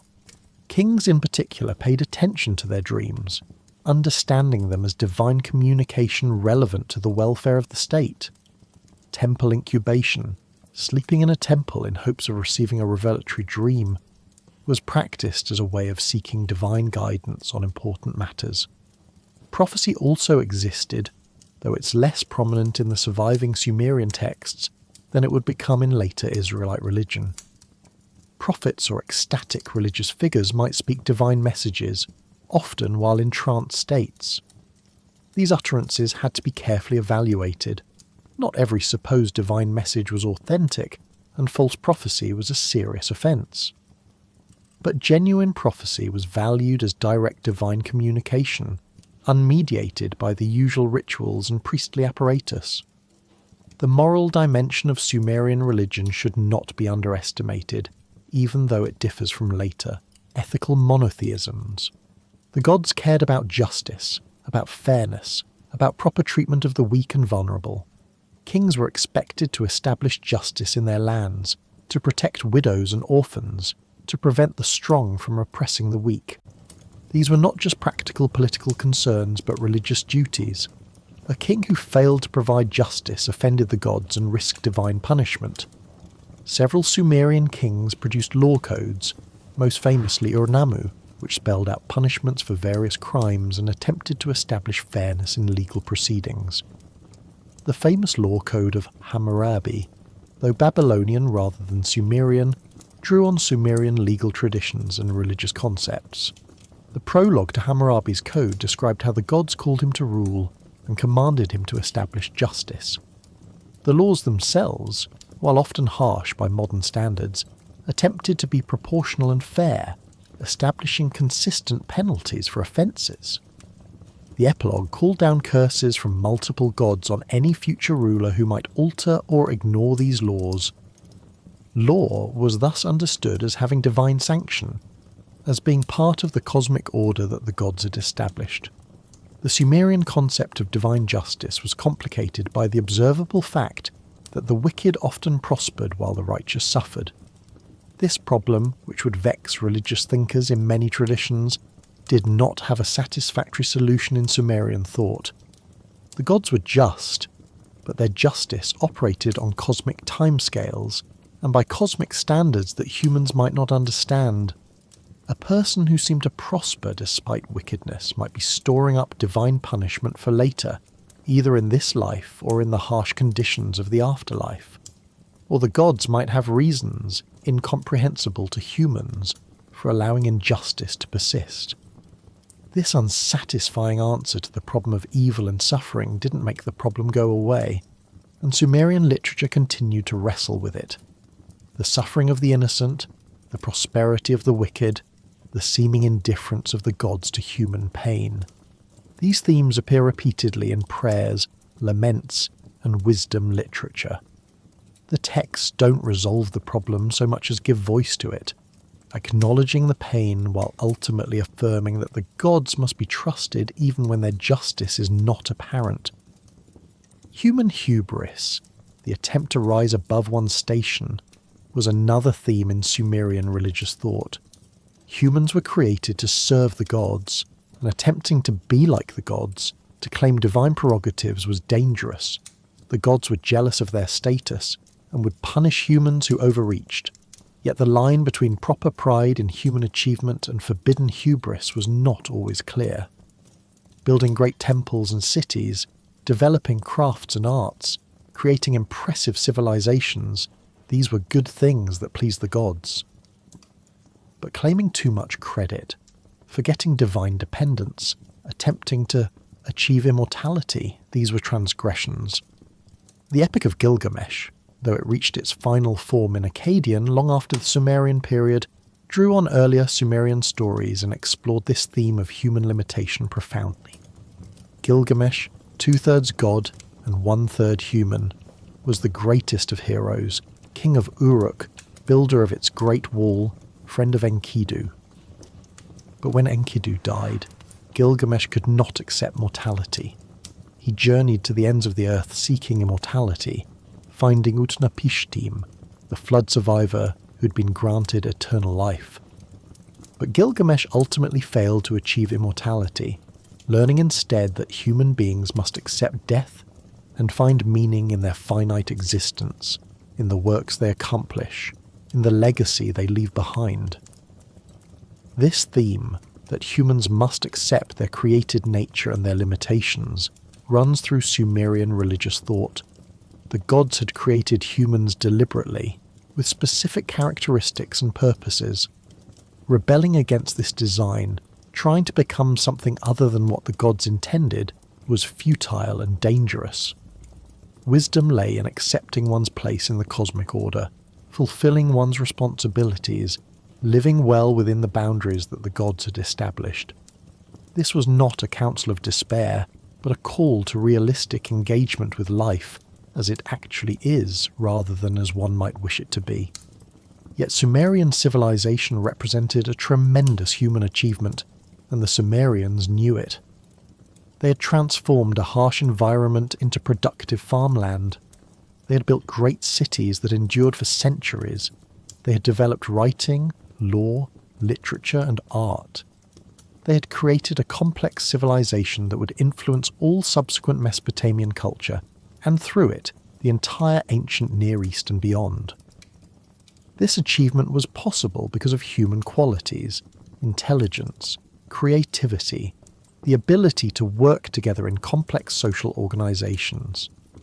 These qualities came from the divine blood mixed with clay at creation, gifts from the gods that made humanity special among earthly creatures. The relationship between pride in human achievement and humility before the gods had to be carefully balanced. The proper attitude was gratitude. Humans could accomplish great things, but only because the gods had made them capable of such accomplishments and had provided the resources needed. A successful harvest was both the result of human labour and divine blessing. A magnificent temple was both human craftsmanship and divine inspiration. A victorious military campaign was both human courage and divine favour. Acknowledging both human effort and divine grace was the key to proper understanding. The concept of divine kingship, where the king was chosen by the gods and ruled as their representative on earth, became increasingly important in Sumerian civilization. The king was not just a political leader, but a sacred figure who mediated between gods and humans. His person was holy, his commands carried divine authority, his success or failure affected the entire people. The king performed rituals that only he could perform, serving as high priest as well as political ruler. His relationship with the divine, particularly with his city's patron god, was crucial to the welfare of the state. Royal propaganda emphasized this divine connection. Kings commissioned inscriptions describing how they had been chosen by the gods from birth, how they had been granted victory by divine favor, how they had built or restored temples to please the gods. These weren't just political statements, but religious affirmations, claims that the king's rule had cosmic significance, that he was fulfilling a divine plan. When a king died and was succeeded by his son, or by a usurper, the new king also had to establish divine legitimacy, to demonstrate that the gods had transferred their favour to him. The practice of divine kingship would become even more pronounced in later Egyptian civilization, where pharaohs were understood to be gods incarnate rather than merely divinely chosen human rulers. But in Sumer, kings remained human, distinguished by divine favour and sacred role, but not divine themselves. They could fail, They could sin, they could lose divine favour. They were accountable to the gods for their rule, and the gods could remove an unjust or incompetent king from power, either through natural death or through military defeat at the hands of a rival whom the gods now favoured. Warfare between Sumerian city-states was endemic. Control over irrigation systems, trade routes and farmland drove constant conflict. But these wars were also religious events, contests between different cities' patron gods. Before battle, priests would consult omens to determine divine will. Armies would carry divine standards, representations of their city's god. Victory proved divine favour. Defeat suggested divine disfavour, or divine judgment for some transgression. The victorious king would give credit to his god, dedicating spoils to the temple, composing victory hymns praising divine intervention. Yet warfare could not completely destroy the sense of common Sumerian identity. Despite political fragmentation and frequent conflict, the Sumerians shared a language, a writing system, a religious tradition, and a cultural heritage. They recognized each other as fellow Sumerians even when they were enemies. Intercity trade continued even during periods of conflict. Scribes trained in one city could find work in another. Religious texts composed in one city were copied and revered in others. This created a pan-Sumerian culture that transcended any individual city-state, a shared civilization that persisted despite political disunity.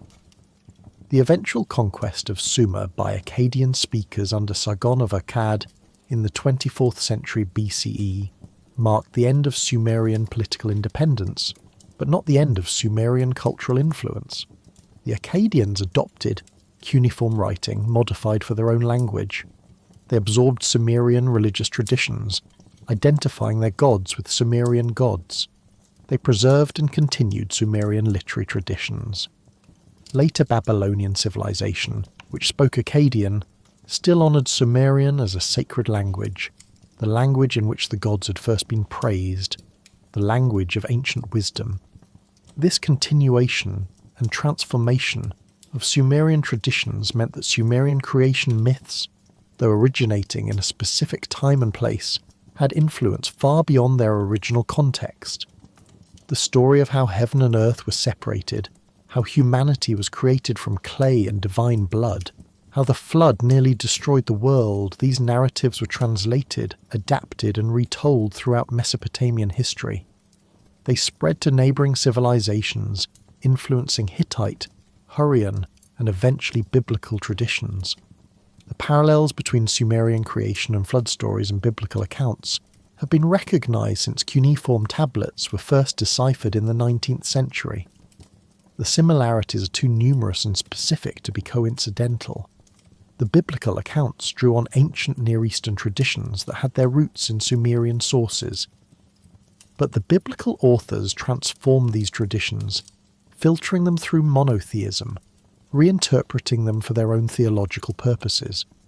The same stories, the same mythic patterns, were used to express different religious understandings. This process of cultural transmission and transformation is itself fascinating. Ideas, stories, and religious concepts don't remain static.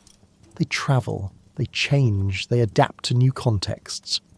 The Sumerian creation myths, created by a particular people in a particular environment to express their understanding of the cosmos and their place in it, became part of the common heritage of ancient Near Eastern civilization.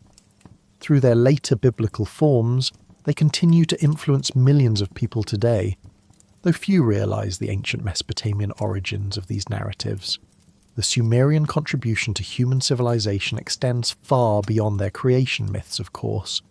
They invented the wheel, developed sophisticated mathematics including a base 60 number system that we still use for measuring time and angles, pioneered urban planning and irrigation engineering, created complex administrative systems that allowed cities to function, developed rich literary traditions including the first epic poetry.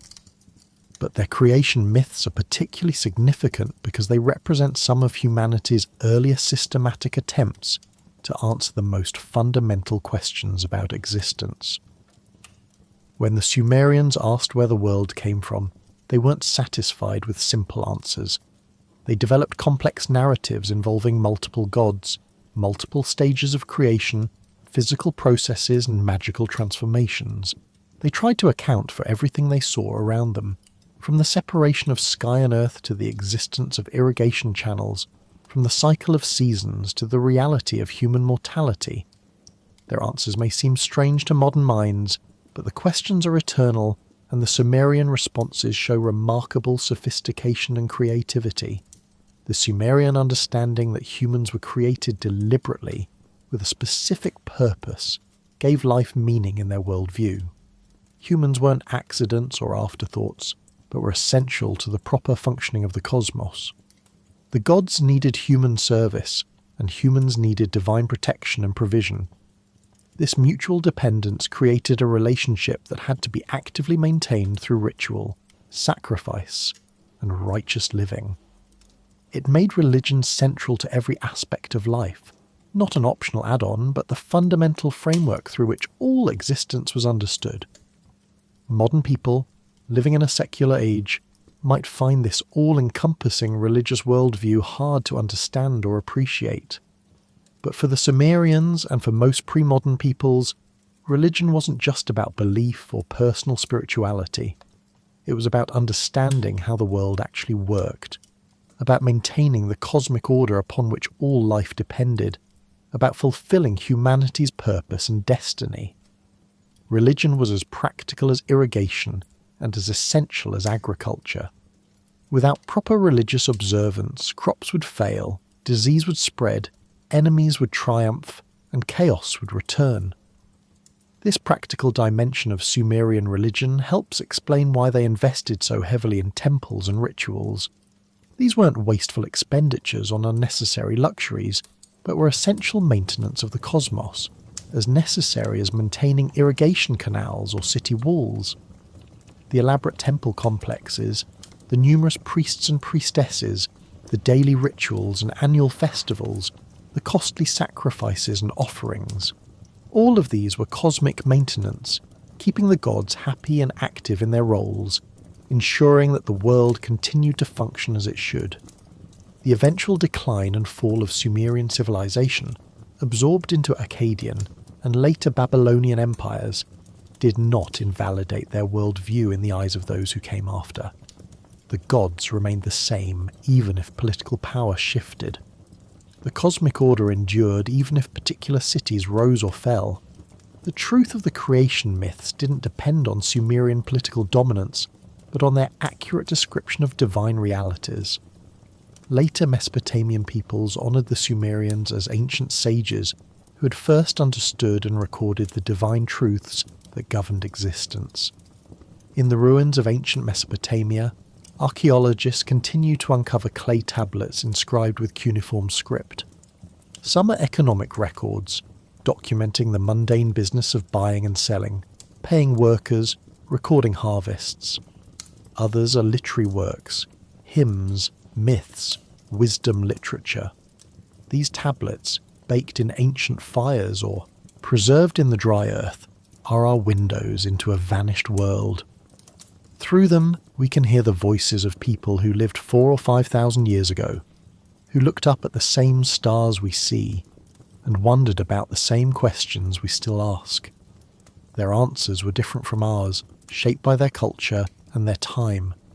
But the questions remain, and the Sumerian responses to those questions deserve our attention and respect as some of humanity's earliest and most creative attempts to understand existence itself.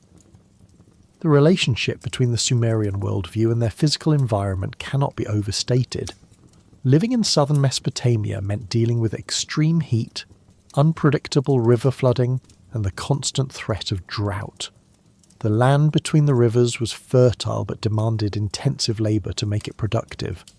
Unlike Egypt, where the Nile flooded predictably each year, depositing rich silt at the same time annually, the Asilnes under the Tigris and Euphrates were more capricious. Igris and Euphrates were more capricious. They might flood too early or too late, too much or too little. They might even change their courses, abandoning settlements that had depended on them for generations. This unpredictability in their environment shaped how Sumerians understood their gods. The divine realm was orderly in its fundamental structure. The separation of heaven and earth, the assignment of cosmic zones to different gods, these were stable features of reality. But within that structure, the gods could be unpredictable, even arbitrary. They had moods, preferences, and conflicts just as humans did. A god might be generous one day and wrathful the next. Enlil could be a stern but just king, or a destructive storm depending on his disposition. This reflected the Sumerian experience of nature itself, fundamentally ordered but unpredictable in its particulars. The technology of irrigation was sacred technology in Sumerian thought, because it represented human participation in divine ordering of the cosmos. When humans dug irrigation canals, they were not just creating infrastructure, but were continuing the work of the gods who had first separated waters and earth. The canals brought sweet water from Enki's Abzu to the fields, making fertility and life possible. Maintaining these canals was thus both a practical necessity and a religious duty, a way of honouring the gods by preserving and extending their creative work. The social organisation required for large-scale irrigation also shaped Sumerian politics and religion. Irrigation systems crossed the boundaries of individual farms and even individual villages. They required coordination, planning, and labour from many people. This created a need for centralised authority, for institutions that could organise collective action. The temple complexes, with their economic power and religious authority, were perfectly positioned to play this role. The gods required irrigation to maintain their estates, and in serving the gods, humans created the infrastructure that supported the entire society. The concept of divine ownership of the land was fundamental to Sumerian economic and social organisation. Technically, all land belonged to the gods. Humans were stewards, managing divine property. The temple estates were the most direct manifestation of this principle. These lands explicitly belonged to the city's patron god and were managed by priests on the god's behalf. But even privately held land was ultimately understood as a grant from the gods, held conditionally and subject to divine judgment. A person who prospered was receiving divine blessing. A person who lost their land was experiencing divine disfavour or judgment. This religious understanding of property rights had practical implications. It meant that wealth and poverty, success and failure were not morally neutral but were signs of one's relationship with the divine. A wealthy person had clearly pleased the gods. A poor person had somehow failed in their duties or had fallen out of divine favour. This could create a harsh judgment of the unfortunate, though the wisdom literature also recognised that suffering could sometimes be undeserved and mysterious. The righteous sufferer, Job-like figures in Sumerian literature, complained about this injustice but ultimately submitted to divine will even when they couldn't understand it. The cycle of the agricultural year structured Sumerian religious life as much as the daily temple rituals did. Ploughing, planting, irrigation, harvest. Each stage of the agricultural cycle had associated rituals and festivals. The gods needed to be propitiated before undertaking any major agricultural work. Omens would be read to determine the best timing for planting. First fruits would be offered to the gods before humans could eat from the harvest. The entire agricultural process was understood as a cooperative venture between humans and gods, with both parties having essential roles to play. The storage of surplus grain, which made civilization possible by allowing some people to specialize in non-agricultural work, was a sacred trust. The temple granaries held not just food, but divine resources that had to be carefully managed. Scribes meticulously recorded what came in and what went out, ensuring that the gods' resources were properly accounted for. These records, preserved on clay tablets, are often our best evidence for Sumerian economic life. They show sophisticated accounting practices complex redistribution systems, and careful management of resources. The invention of beer, that staple of Sumerian diet and ritual life, deserves special attention in understanding their worldview. Beer was not just a beverage, but was considered a defining feature of civilization itself. In the Epic of Gilgamesh, when the wild man Enkidu is civilized, one of the key markers of his transformation is that he learns to drink beer. Barbarians drank water or milk, civilized people drank beer. This association between beer and civilization was so strong that beer drinking was considered a specifically human activity, something that separated humans from both animals and gods. The goddess Ninkasi, the lady who fills the mouth, was the divine patron of brewing. The hymn to Ninkasi is both a praise poem to the goddess and a recipe for making beer. It describes the process in devotional language, each step of brewing portrayed as a sacred act. The filtering of the beer through a mat is compared to the Tigris and Euphrates rivers flowing. The mixing of the ingredients is described in sensual, almost erotic terms. Drinking the properly brewed beer brings joy and gladness, gifts from the goddess herself. Beer featured prominently in religious rituals and offerings. The gods were offered beer along with bread and other foods. Beer was used in libations poured out to honour the gods or the dead. Taverns, where people gathered to drink beer, were important social spaces but also had religious dimensions. Drinking beer communally created bonds between people, and was often accompanied by singing hymns or telling stories about the gods. The boundaries between sacred and secular, which seem so important in modern Western culture, were much more fluid in Sumerian society. The professional specialization that civilization allowed produced a complex society with many different roles and statuses. There were farmers and herders, certainly, but also craftspeople of many kinds. Metal workers fashioned tools and weapons and ornaments from copper, bronze, silver and gold. Potters created vessels for storage, cooking and ritual use. Weavers produced cloth from wool and flax. Jewelers made elaborate ornaments. Carpenters built furniture and boats. Each craft had its techniques, its specialized knowledge, and often its patron deity. A craftsperson might pray to their patron deity before beginning an important project, seeking divine guidance and blessing. The merchant class, engaged in long-distance trade, occupied an interesting position in Sumerian society. Trade brought necessary resources to Mesopotamia, things that couldn't be produced locally. Timber had to be imported from the mountains or from Syria. Precious stones came from distant lands.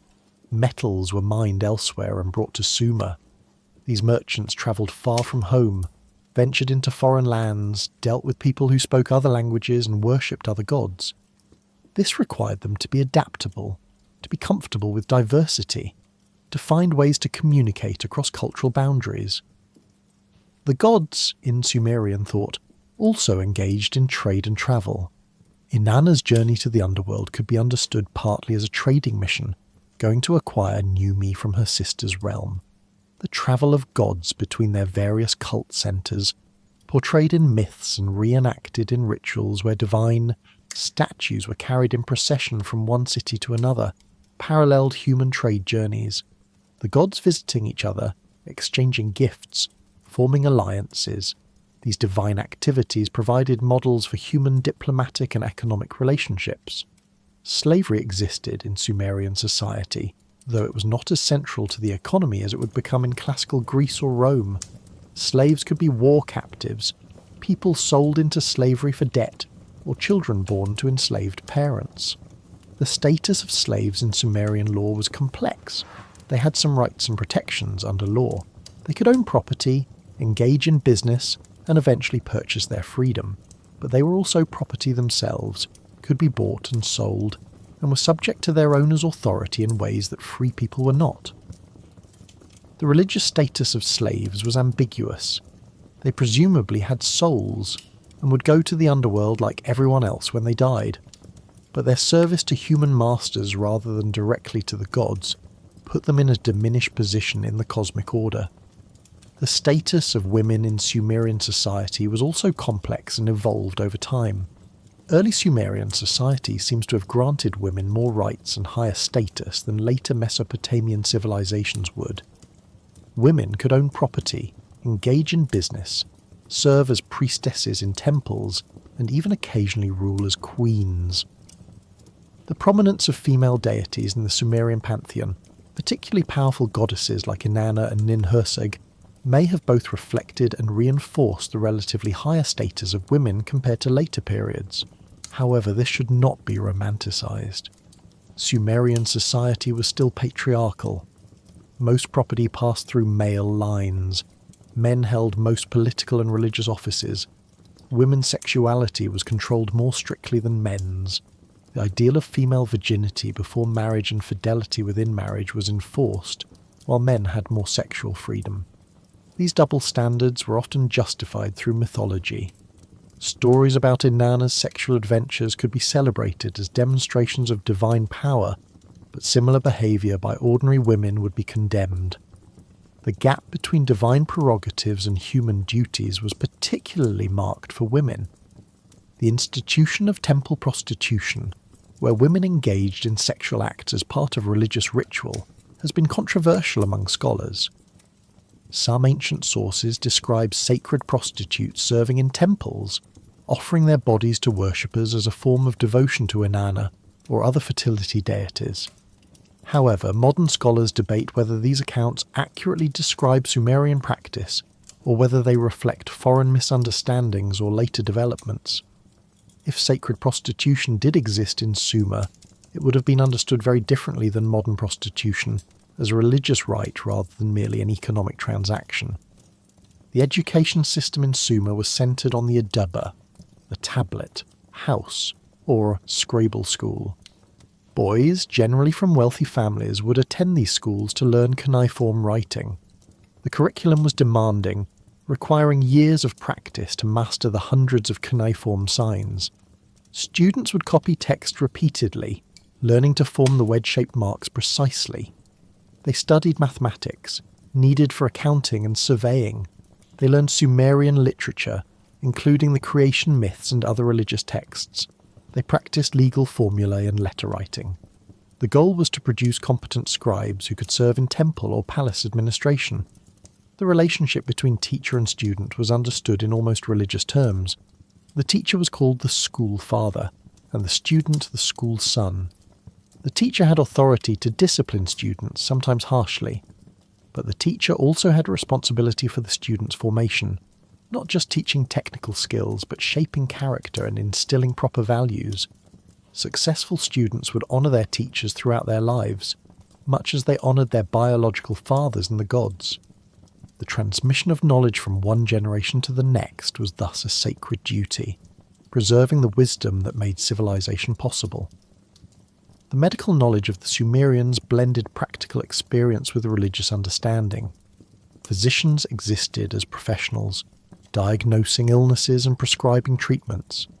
They used plant-based medicines, performed surgical procedures, and set broken bones. Medical texts describe symptoms and treatments in ways that show careful observation and accumulated experience. But alongside physicians were exorcists and magical healers who addressed the spiritual causes of illness. Demons might cause disease. Divine anger might manifest as physical suffering. A curse from an enemy might produce symptoms. These spiritual ailments required spiritual treatment. Often, physicians and magical healers would work together, addressing both physical and spiritual dimensions of illness. This wasn't considered contradictory, but reflected the Sumerian understanding that reality had multiple dimensions that all interacted.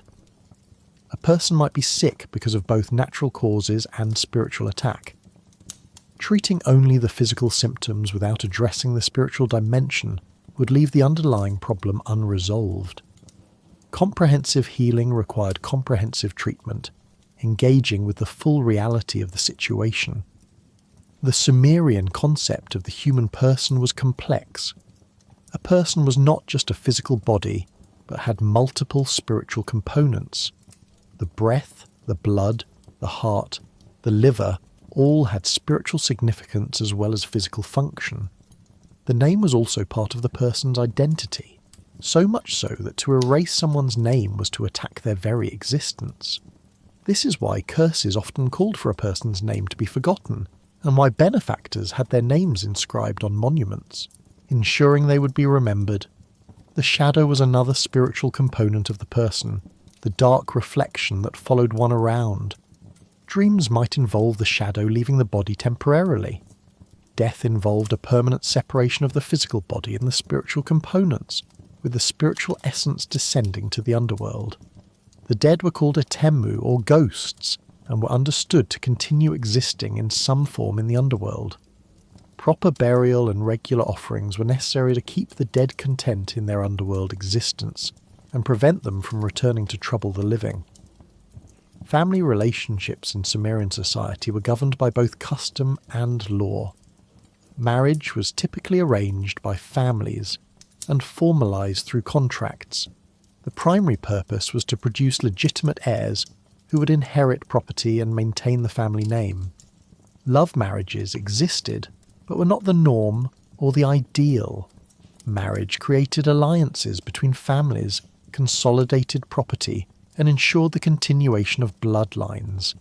These were too important to be left to the unpredictable emotions of young people. Divorce was possible, but complicated. A man could divorce his wife relatively easily, though he might have to return her dowry or provide some financial support. A woman divorcing her husband was much more difficult and could only be done for specific reasons, like abuse or the husband's failure to provide. Children of a divorced couple would typically stay with the father, as they were part of his family line. Women who were divorced or widowed without sons faced precarious futures, as they had lost their connection to male protection and support. The care of aging parents was both a religious duty and a legal obligation. Children, especially sons, were expected to support their parents in old age, just as parents had supported them in youth. A child who failed in this duty could be disinherited and face social condemnation. This intergenerational obligation was understood as part of the cosmic order, reflecting the relationship between younger and older gods. Just as the gods honoured their predecessors, while also having their own roles to play, humans had to honour their parents while taking their own place in society. The Sumerian understanding of time was both cyclical and linear. The daily cycle of sunrise and sunset, the monthly cycle of the moon, the annual cycle of seasons and agriculture, these repeated endlessly. Within these cycles, time moved forward, but it returned to the same points again and again. Kings came and went, cities rose and fell, but the fundamental patterns remained. This cyclical view of time meant that the past was always relevant to the present. The creation myths described events that happened at the beginning of time, but those events established patterns that continued to repeat and remained meaningful. Yet there was also a sense of linear time, of history as a sequence of unique events. The Sumerian king list chronicled the reigns of successive rulers, recording how long each had ruled, and sometimes noting significant events during their reigns. This linear chronology coexisted with the cyclical understanding. History moved forward through unique events, but those events fit into recurring patterns. A new king took the throne, but he reenacted the same rituals as previous kings. A city was conquered, but this was just another instance of the eternal pattern of rise and fall that had always occurred. The concept of cosmic ages or periods also existed in Sumerian thought. The time before the flood was different from the time after it. In the earliest times, humans lived for impossibly long periods, sometimes thousands of years according to the king list. The gods and humans interacted more directly. This was the age of giants and wonders, when the cosmos was still being fully organised. After the flood, human lifespans became more normal. Divine-human interaction became more mediated through temples and rituals, and the world settled into its current state. This idea of degeneracy from a better past, that things were declining from an earlier golden age, would become a common theme in many religious traditions. but the Sumerian version was not entirely pessimistic. The current age might be diminished compared to before the flood, but it was stable and ordered.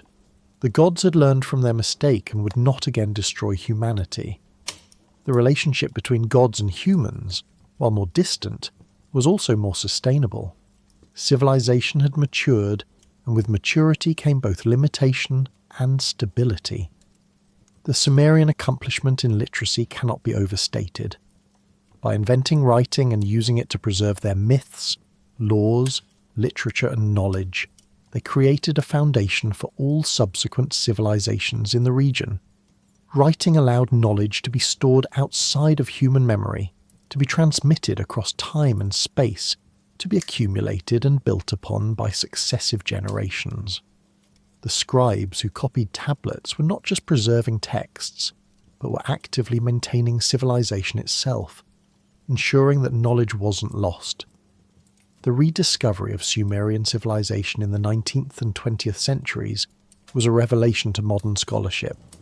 When cuneiform was deciphered and clay tablets could be read, suddenly a previously unknown civilization emerged from the depths of time.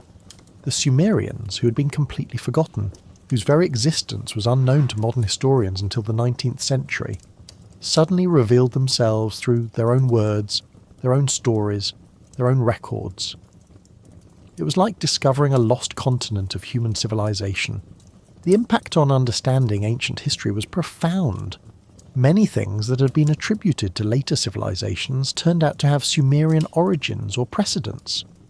The biblical flood story, previously thought to be unique to the Israelites, now revealed its deep Mesopotamian roots. Legal codes, administrative systems, literary forms all had predecessors in Sumer. The Sumerians weren't the first civilization, but they were one of the earliest, and their influence on subsequent civilizations was immense.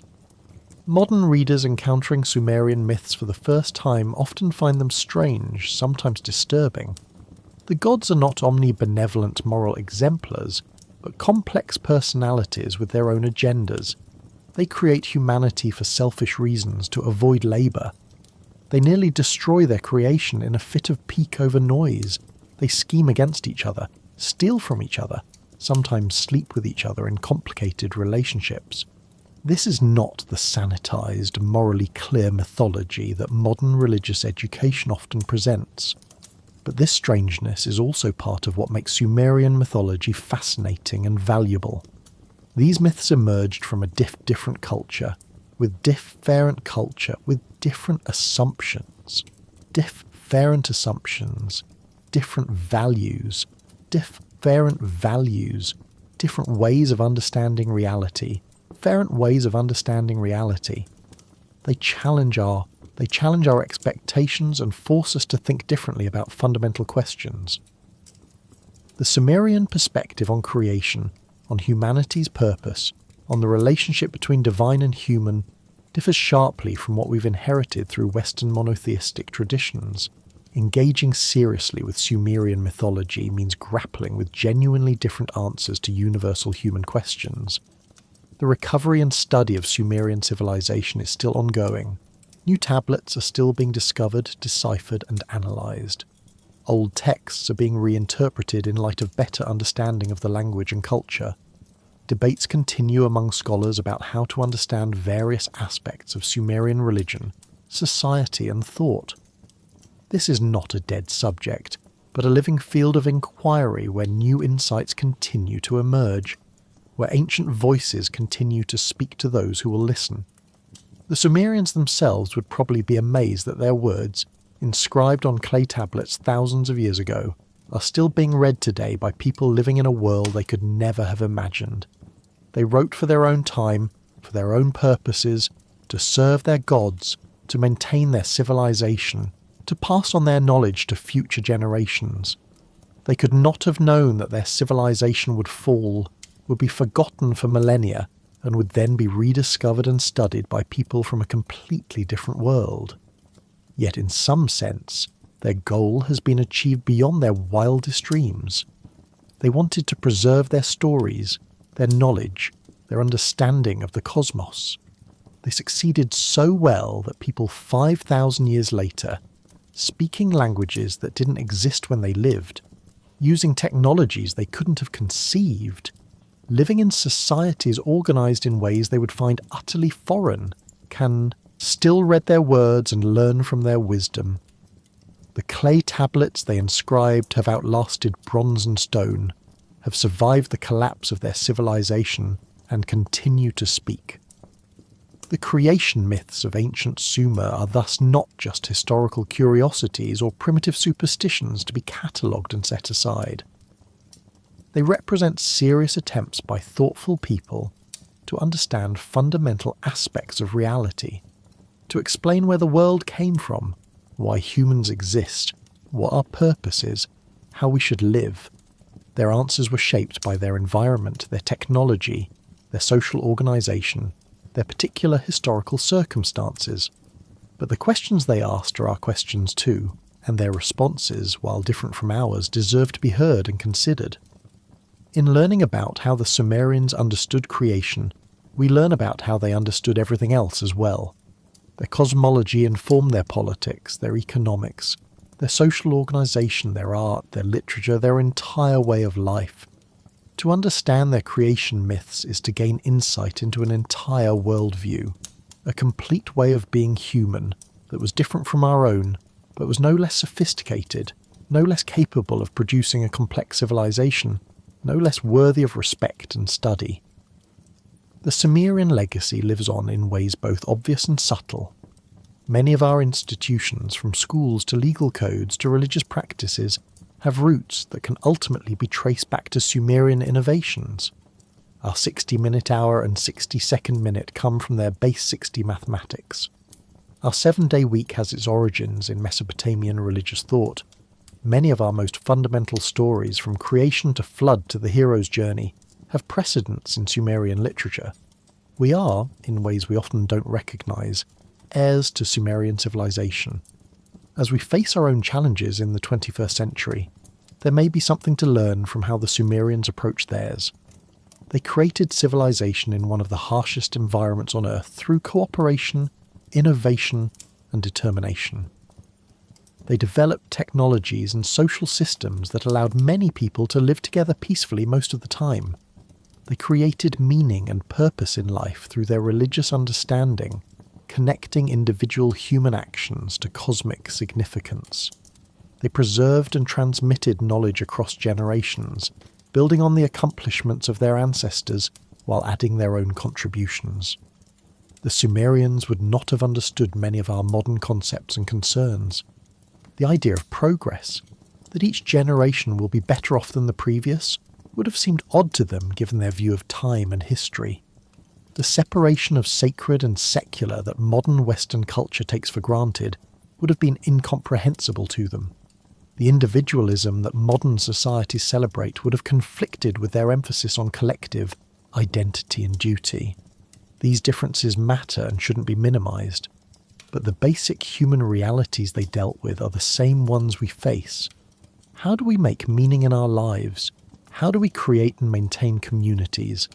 How do we relate to powers and forces beyond our control? How do we pass on what we've learned to future generations? How do we face the reality of death? The Sumerian answers to these questions, expressed in their creation myths and their religious practices and their social organisation, are not our answers, but they are answers, thoughtful and sophisticated responses to universal human challenges, and as such they deserve our attention and respect. The story of creation as the Sumerians told it, from the primeval sea Namu through the separation of heaven and earth to the creation of humanity and the organisation of the cosmos, is a grand narrative of how order emerged from chaos, how the world became habitable, how humanity found its place and purpose. It's a story about the struggle to maintain order against the forces of chaos, about the mutual dependence of gods and humans, about the nobility and tragedy of mortal existence. It's a story that took seriously both human achievement and human limitation, both divine power and divine caprice. These creation myths are humanity's heritage, part of our shared story as a species. They come from the dawn of civilization, from when our ancestors were first learning to write, to build cities, to organise complex societies. They represent early attempts to grapple with the biggest questions, to create meaning and understanding in a vast and often frightening universe. 5,000 years later, we still ask the same questions, and while our answers have changed, the Sumerian responses remain valuable as examples of human wisdom, creativity, and the eternal search for understanding. The archaeological work that has revealed Sumerian civilization to modern eyes represents one of the great detective stories of human history. In the 19th century, when European explorers and archaeologists first began excavating the great mounds of Mesopotamia, they had no idea that they were about to discover a completely unknown civilization. They were looking for evidence of biblical sites, for confirmation of stories from the Old Testament. What they found was far more than they bargained for, an entire sophisticated civilization that predated most biblical events by thousands of years. The decipherment of cuneiform writing was a gradual process that took decades and involved scholars from multiple countries. The breakthrough came with the Behistun inscription, a trilingual text carved on a cliff face in Persia. By comparing the three versions of the same text written in Old Persian, Elamite and Babylonian, scholars were able to crack the code of cuneiform. Once Babylonian could be read, and scholars realised that Sumerian texts lay beneath the Babylonian ones, that Sumerian was the older language, the foundation of Mesopotamian civilization, a whole new field of study opened up. The treasures uncovered from Sumerian sites are now displayed in museums around the world. The British Museum holds vast collections of tablets and artefacts from Mesopotamia. The Louvre has stunning Sumerian sculptures and inscriptions. The University of Pennsylvania Museum houses treasures from the excavations at Ur. The Iraq Museum in Baghdad, despite suffering terrible losses during recent conflicts, still contains irreplaceable Sumerian artefacts. These physical objects, from simple clay tablets to elaborate golden jewellery from royal tombs, connect us tangibly to this ancient civilization. The city of Ur, one of the most important Sumerian cities, has been extensively excavated. The royal tombs discovered there in the 1920s by Leonard Woolley contain spectacular treasures and evidence of elaborate burial practices, including human sacrifices. These tombs show that Sumerian elites commanded enormous resources, and that their religious beliefs about death and the afterlife motivated extraordinary expenditures. The famous Standard of Ur, a decorated box showing scenes of war and peace, provides detailed visual information about Sumerian life, clothing, warfare, and social organisation. The ziggurat of Ur, dedicated to the moon god Nana, still stands in partial ruins, a testament to Sumerian engineering and religious devotion. Walking among these ancient structures, one can almost imagine the ancient priests ascending the great staircases, the processions winding through the temple complex, the daily rituals performed for thousands of years. These are not just abstract stories, but took place in real locations that can still be visited, though many sites remain dangerous or inaccessible due to modern conflicts. The continuity of religious tradition in Mesopotamia is remarkable. The same gods were worshipped, with variations in name and emphasis, for thousands of years. From the Sumerian period through the Akkadian, Babylonian and Assyrian empires, and even into the Persian period, recognizable versions of the same deities appear. Inanna becomes Ishtar but retains her essential characteristics. Enki becomes Ea, maintaining his association with water and wisdom. This religious continuity provided cultural continuity even as political power shifted from one group to another. The eventual decline of Mesopotamian polytheism came not through sudden conquest, but through gradual cultural change. The rise of Zoroastrianism in Persia, the spread of Judaism among exiled Israelites, the coming of Christianity and later Islam, all eroded the traditional polytheistic religions. The old temples fell into disuse, the old rituals ceased to be performed, and the old gods were forgotten or demonized by new religions. By the early centuries of the Common Era, thousands of years of religious tradition had come to an end and the Mesopotamian gods fell silent. But the stories, the myths, the fundamental narratives about creation and humanity's place in the cosmos, these survived in transformed versions. The biblical accounts of creation and flood preserved Mesopotamian traditions in monotheistic form. Later, Islamic traditions about the creation of humanity from clay echoed ancient Mesopotamian ideas. Gnostic texts in the early Christian period incorporated Mesopotamian cosmological concepts. The Sumerian contribution to human religious thought lived on even after the Sumerians themselves were forgotten. The rediscovery of Sumer in modern times came at a moment when Western civilization was grappling with challenges to traditional religious narratives. Darwin's theory of evolution had called into question literal interpretations of biblical creation. Historical criticism was analysing biblical texts as human documents, rather than divine revelations. The discovery that biblical stories had much older Mesopotamian precedents added to this questioning. For some, this was troubling, seeming to undermine the uniqueness of biblical revelation. For others, it was fascinating, revealing the deep roots of Western religious traditions. The relationship between Sumerian and biblical creation accounts remains a topic of scholarly debate and religious interpretation. The parallels are undeniable. Both describe a watery chaos at the beginning, the separation of waters, the creation of humanity from earth, a catastrophic flood survived by one righteous family. But the theological frameworks are entirely different. The Sumerian myths describe multiple gods acting from various motives, often in conflict with each other. The biblical account describes one god creating deliberately and declaring the creation good. The Sumerian saw humanity as slaves to divine whims. The biblical text sees humanity as made in God's image, given dominion over creation. These differences matter as much as the similarities. The same narrative elements, the same story structures, can convey vastly different meanings depending on the theological context. The borrowing or influence of Mesopotamian myths on biblical authors, if it occurred, involved radical reinterpretation, not simple copying. The monotheistic framework transformed the meaning of the stories even while preserving their basic narrative structure. This process of cultural borrowing and transformation is itself fascinating, showing how ideas migrate between cultures while being adapted to new contexts. Modern polytheistic and neo-pagan movements have sometimes drawn inspiration from Sumerian religion, attempting to revive or recreate ancient Mesopotamian religious practices. These modern movements face the challenge that the ancient context is irretrievably lost. We can read Sumerian texts, we can study Sumerian religion, but we cannot fully reconstruct what it meant to be a Sumerian worshipper, how the religious experience felt from the inside. Modern revivals are necessarily reconstructions informed by modern sensibilities, not authentic continuations of ancient tradition.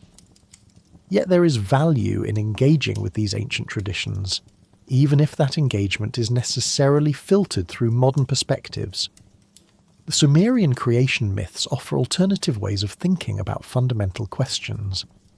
They present a worldview where human purpose is to serve greater powers, where the cosmos is maintained through ritual action, where multiple divine forces must be balanced rather than a single divine will obeyed. These are perspectives that challenge modern individualism and materialism, that suggest different ways of being human. The study of Sumerian religion also challenges simplistic narratives of religious evolution, the idea that religions naturally progress from primitive polytheism to sophisticated monotheism. Sumerian religion was not primitive. It was sophisticated, complex, theologically rich. It sustained one of the world's first great civilizations for thousands of years. Its eventual replacement by monotheistic religions was not because monotheism was inherently superior, but because of historical contingencies, military conquests, and cultural shifts that had as much to do with politics as with theology.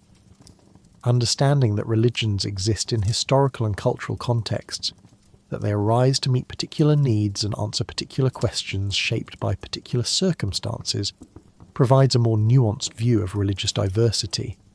The Sumerians developed their religious system to explain their world, to provide meaning for their lives, to organise their society. It worked for them, allowing them to create and sustain one of history's great civilizations. That it differs from modern religions doesn't make it inferior or invalid within its own context. The ethical dimensions of Sumerian religion also deserve attention. While very different from modern ethical systems, Sumerian religion did have moral content. Justice was valued, compassion was praised, care for the weak was mandated. Kings were judged on whether they established justice in their lands. The gods themselves, while not always morally exemplary in mythological narratives, were expected to uphold justice and punish wrongdoing. This may not be the sophisticated ethical philosophy of later religious traditions, but it represents genuine moral thought, attempts to define right behaviour and good character. The Sumerian contributions to mathematics, astronomy, and what we might call proto-science were closely connected to their religious worldview. They observed the heavens because the movements of celestial bodies were divine actions, messages from the gods. They developed mathematics because temple administration required accounting and measurement. They studied medicine because disease had both natural and supernatural causes that needed to be understood. Religion and practical knowledge were not separated, but were part of an integrated understanding of reality. This integration of knowledge that modern Western culture tends to separate into scientific, religious, and humanistic categories was characteristic of ancient civilizations generally, not just Sumer. But Sumerian civilization provides particularly clear examples because of the extensive written records they left. We can see how they thought about reality as a unified whole, where physical and spiritual, natural and supernatural, practical and ritual, all interconnected and influenced each other. This holistic worldview has much to teach modern people, who often struggle with the fragmentation of knowledge and meaning in contemporary life. The ecological wisdom implicit in Sumerian religious thought is worth noting in an age of environmental crisis. The Sumerians understood that human flourishing depended on maintaining proper relationships with natural forces, understood as gods. The rivers had to be respected and worked with, not just exploited. The land required care and renewal, not just extraction. Overuse led to disaster, as the increasing salinization of Mesopotamian soil from irrigation would eventually demonstrate. While the Sumerians didn't have modern ecological science, their religious understanding of humanity's place in a web of relationships with divine natural forces embodied genuine ecological wisdom. The eventual collapse of Sumerian civilization, the abandonment of cities, the decline in population, the conquest by foreign powers, all of this was understood by later Mesopotamians through religious lenses. The gods had withdrawn their favour, sacred boundaries had been violated, proper rituals had not been maintained. This religious interpretation may not satisfy modern historians looking for environmental or economic or military explanations for collapse, but it represented a genuine attempt to make sense of catastrophe, to find meaning in disaster, to understand how what seemed permanent could fall apart. The laments for destroyed cities, like the lament for Ur, are moving documents that express genuine grief and bewilderment. The gods themselves are portrayed as grieving for the destruction of their cities, weeping for their people, unable or unwilling to prevent the catastrophe. These texts don't offer easy answers or comfortable theodicies. They sit with the pain, they acknowledge the horror, they question divine justice even while ultimately affirming that the divine will, however mysterious, must be accepted. This honest grappling with suffering and loss gives these ancient texts continued relevance. As we conclude this exploration of Sumerian creation myths, we return to where we began, with Namu the primeval sea, with the separation of heaven and earth. with humanity formed from clay and divine blood. These ancient stories, preserved on clay tablets for thousands of years, speak to us across vast gulfs of time and culture. They remind us that the human impulse to explain origins, to understand our place in the cosmos, to create meaning and purpose, is ancient and universal. Every culture has engaged with these fundamental questions, and the Sumerian responses are among the earliest and most sophisticated that we can still access. The creation myths of ancient Sumer are not just historical documents, but are living parts of human cultural heritage. They continue to be studied, interpreted, and debated by scholars. They inspire artists, writers, and thinkers. They challenge our assumptions and expand our perspectives. They connect us to our deep past, to the earliest civilizations, to the moment when humans first began writing down their stories and preserving them for the future. In studying these myths, we are not just learning about the ancient past, but are participating in an ongoing human conversation about the most fundamental aspects of existence, a conversation that began thousands of years ago and continues today.